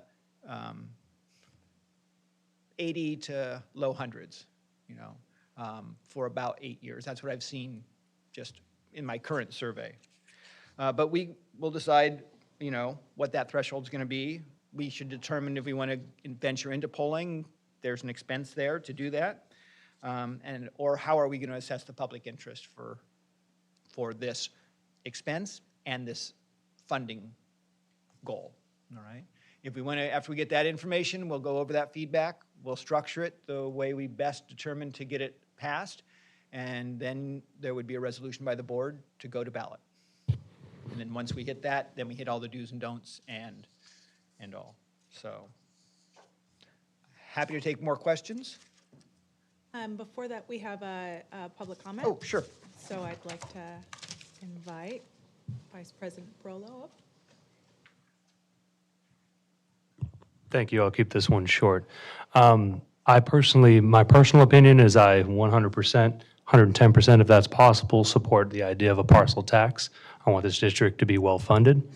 And I will personally, if we can get this to happen, walk a precinct with you, Mr. Chaidez, and I would love to knock on doors right next to you for that.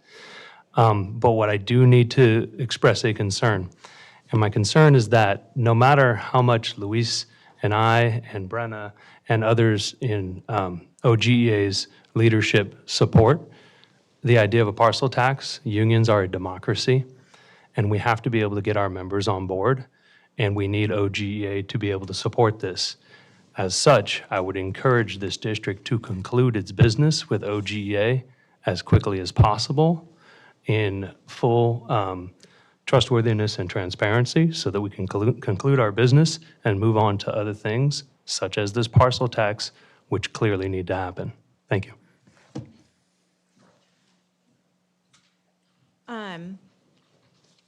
I had some comments and questions on the parcel tax because this is something I've been researching a lot in these past few months. And so what I understand right now is this is one path forward. The other path forward is a citizen-led tax where they would have to collect signatures to put it onto the ballot. I looked at it could be about 8,000 signatures you would have to get from our community, from registered voters to put it on the ballot, which is not the heaviest lift, but it would take a substantial time, probably at least 2 months campaign of just getting the signatures before you even start to campaign for the actual initiative, which I'm supportive of. But I do think that we should explore both paths, and this is why. If we can get enough community members, and if anyone is interested, please let me know, to do a citizen-led opportunity, the threshold becomes lower. And the past two tries that we've had with the parcel tax at Oak Grove, we have failed by 10%. It's a pretty big margin of failure. And it may have been, I wasn't here around for that campaign. I don't know who ran that campaign, what the messaging was, how they outreach to our community. There's a lot of factors that go into developing a campaign.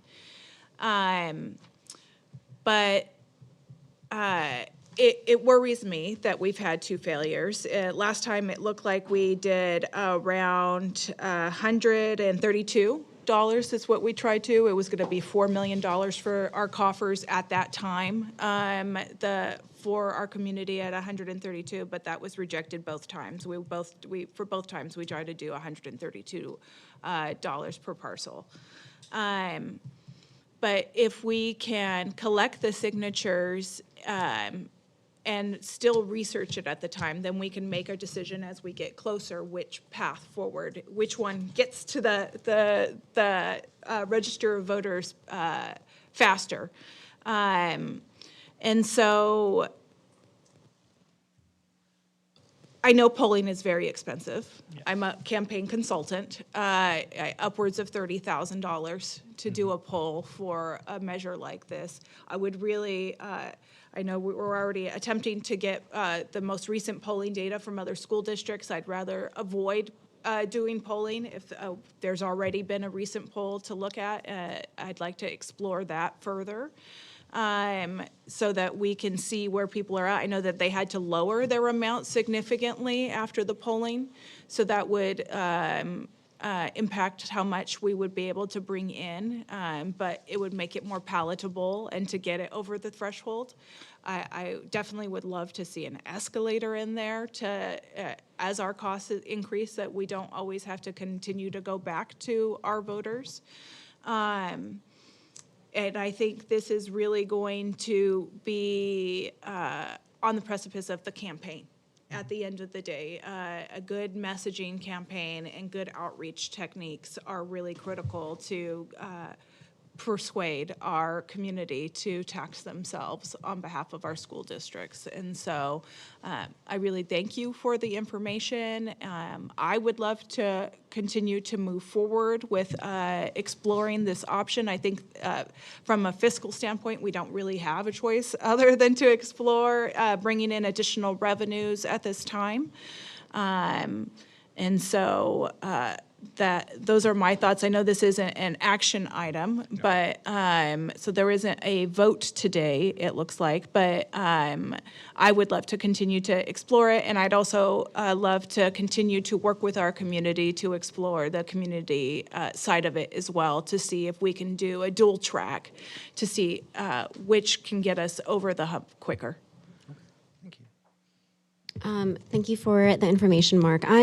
So I understand that in order to place this ballot measure for the November election, we need to submit by August 5th. Yes. But I'm unclear about what the other timeline or what the rest of that timeline looks like, right? Like, what are the milestones that we need to hit before we submit We the would need to August develop date? the resolution that includes the amount of the parcel tax, the purpose of the parcel tax, duration, does it have an inflation factor, does it have, we just have to determine what are the parameters that we want the parcel tax to be and develop the resolution for you to pass.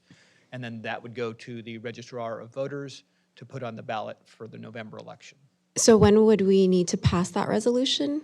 Well, we have to get it to them by August 5th, but our last meeting is really the end of the June unless we had a special in July or something like that. On that note, I'd love to, as part of this process, have a community town hall to bring in our community and get their thoughts and get their sentiments in person, so we can start raising this issue with our neighbors, that this is something that we're exploring, to kind of get that initial immediate feedback to see where we're at, and hopefully encourage them and to participate in one way or the other. And we do have parent groups that we meet with regularly, so we could even start there. Okay. To kind of get, word out and get a vibe. Yeah, we can do some listening sessions, right? And small group feedback within our parent associations at each school. That I think that would really be helpful, because those are the people that are going to have to represent us out in the community when we're talking about having a parcel tax. And being as transparent and open as possible, as early as possible, I think is really important to the passage of this measure. And if I have also heard about the 50% measure for the citizens approach. So that would be engaging it in a different way to get somebody to take that on, because we could not be involved in that. As soon as it's a government agency, then it becomes the 2/3 threshold. Yes. And I heard the same thing from a friend about that as an option. It's relatively new. I don't know. And when I mentioned it to the attorney, he said there are some tests going out on it too. So I think we'll want to watch those closely as well. Yep. Any other comments? Okay. Thank you. Any other comments about moving forward or not? What are we trying to get towards here? Are you looking for a yay or no, or what are you trying to get towards? Mostly an information item, and to find out if you're interested in me continuing to delve into this and explore this, putting this on the ballot further. So I'll give you my 2 bits. Be honest with you, us with the new deductions that are coming through, the benefits that some people have with salt tax, with salt, I think this might be a good time to go back out and say, hey, we want to add a parcel tax, because now that you have a higher cap for salt, maybe people are willing to do that a little bit more. That's A. B, I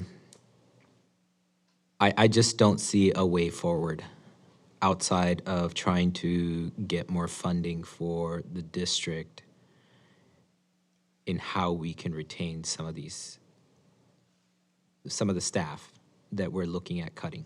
Yes. I'd rather not do that. On the flip side, I would be the one that would be impacted. I don't know if a $600 hit is something I can absorb, to be honest with you. So it would be nice to get some kind of information from you as to what that number is. Yeah. And I think what are we looking at? And I'll put together a little spreadsheet of the neighboring districts with it, and I think you'll get an idea, because there's only one district that's even near that, and Palo Alto is like $800. But most of our districts that are more of our means and our demographic tend to be around in the $100 range. So we wouldn't be generating $10 million by this. It would be a contributing factor. Do we have an existing one in place right now? Yes. How much is that? The $68. The 68? Yeah, that's Okay. the $68 one.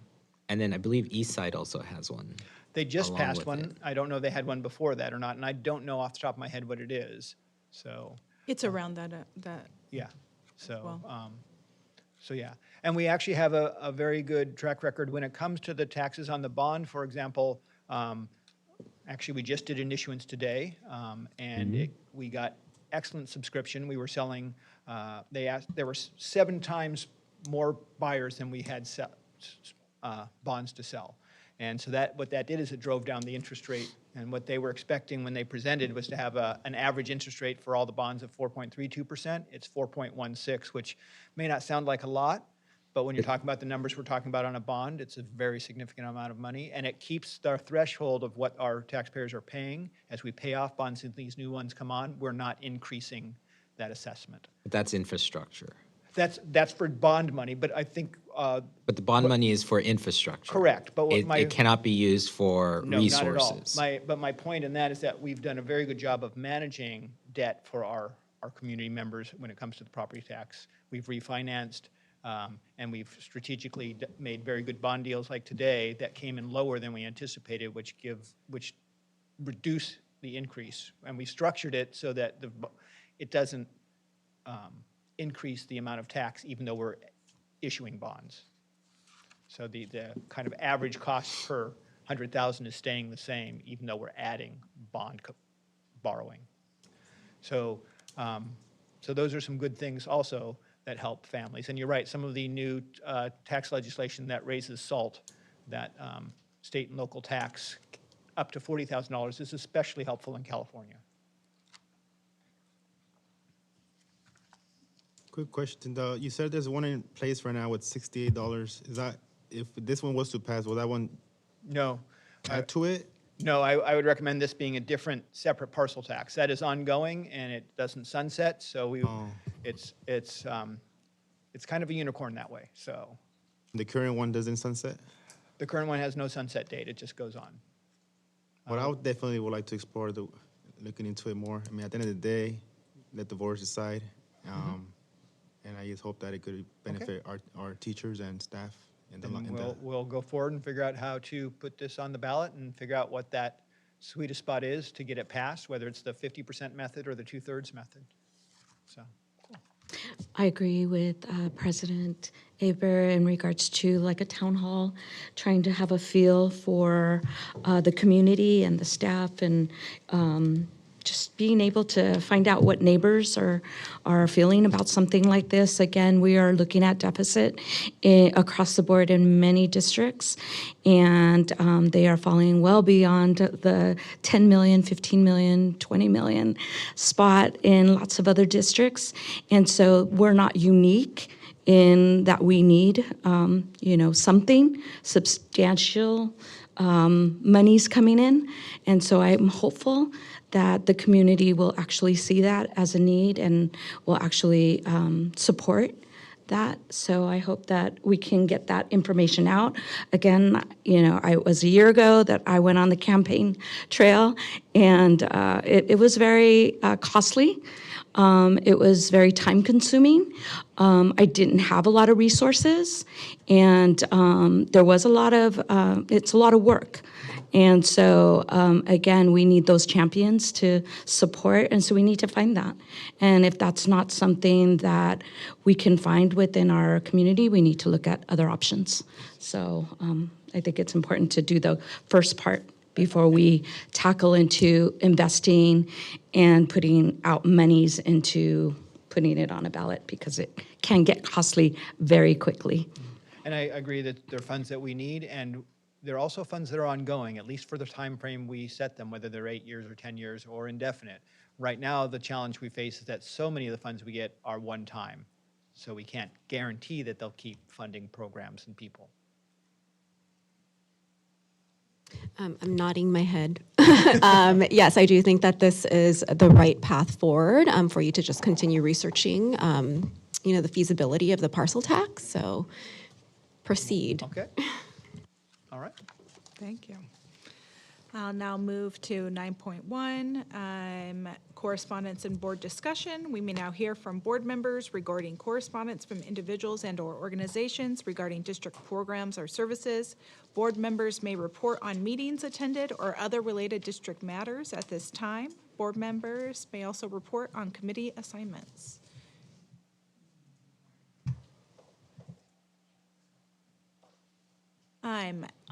Really quick, I had the opportunity to meet with the president of Eastside Union High School District to discuss our goals for this year and discuss our parcel tax with her, which I will continue to collaborate with them as we are a feeder school for Eastside Union and looking at how we can align this year.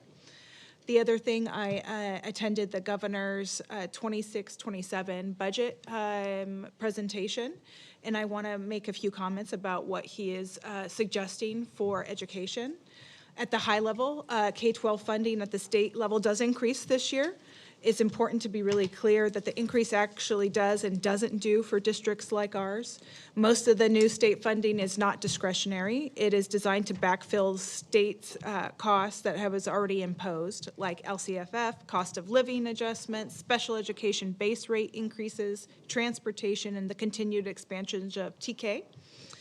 For Oak Grove, that means that this budget helps stabilize our system, but it does not eliminate our structural pressures.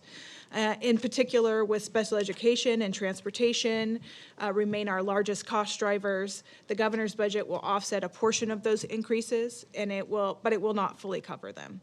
Based on these formulas, typically flow to districts, we expect partial relief, but not a full solution, which is back to our parcel tax issue. That means our budget cap may likely to shrink, but will not disappear based on state funding alone. That's why our fiscal discipline and long-range planning remains critical. And the governor's budget, which is just his initial proposal, the legislature still has to play back and forth with him, and then they'll come to a resolution in June for the state budget, but this is at least a first shot, and he is increasing education funding, and particularly in special ed. So I'm glad to see that. I had a question actually in regards to agenda items for future meetings. When do we plan to have the next budget stabilization plan update from the Budget Advisory Committee? Because we had asked for kind of a relook. Yeah. Yeah, we just met this week on Tuesday, and we'll actually meet the Wednesday before the February board meeting, so I could do a brief update there or in one of our communications. And the focus was, as you directed, the 4,000s and 5,000s, which are materials, supplies, and contracted services. So that's what we're really looking at. We also discussed revenues there and talked about parcel tax as well as improved attendance, and we touched on the governor's budget a little bit, so. Okay, yeah, that would be great if we could add it to the February agenda. In terms of my updates and correspondence, the only real thing I have to share is just that I attended the fine dining experience, as was mentioned earlier. And I just really wanted to give, a shout out to everyone that had put the event together, Terry from CNS, all of the district support staff, that helped to serve and really put on like a real fine dining experience. Like when you walked in earlier, this room really looked like you just walked into a restaurant. It was really, really incredible. And I know that our student leaders definitely enjoyed the experience as well. And it was definitely nice to get a chance to just sit down, with the students in our trustee areas and to get to know, some of the lead principals and engage with them in that kind of setting. So it was a really great experience. So again, thank you to the staff that put that on.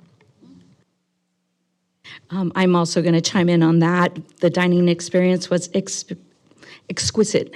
The food, everything. I got a chance to sit with Mark and just asked a lot of questions. I felt it's part of our, well, at least for my culture, we sit together and have discussions and just talks and open dialogue when you're eating.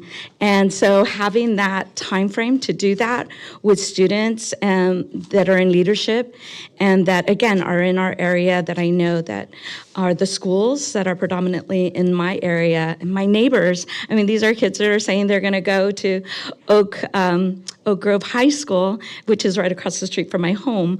They're talking about their future plans. They're just, one of the things that I came away with was that, 3 things actually: the value of student leadership, the importance of mentorship, and again, the cultural way that we sit together and eat and talk. And I love that. So I hope that this is something that will continue.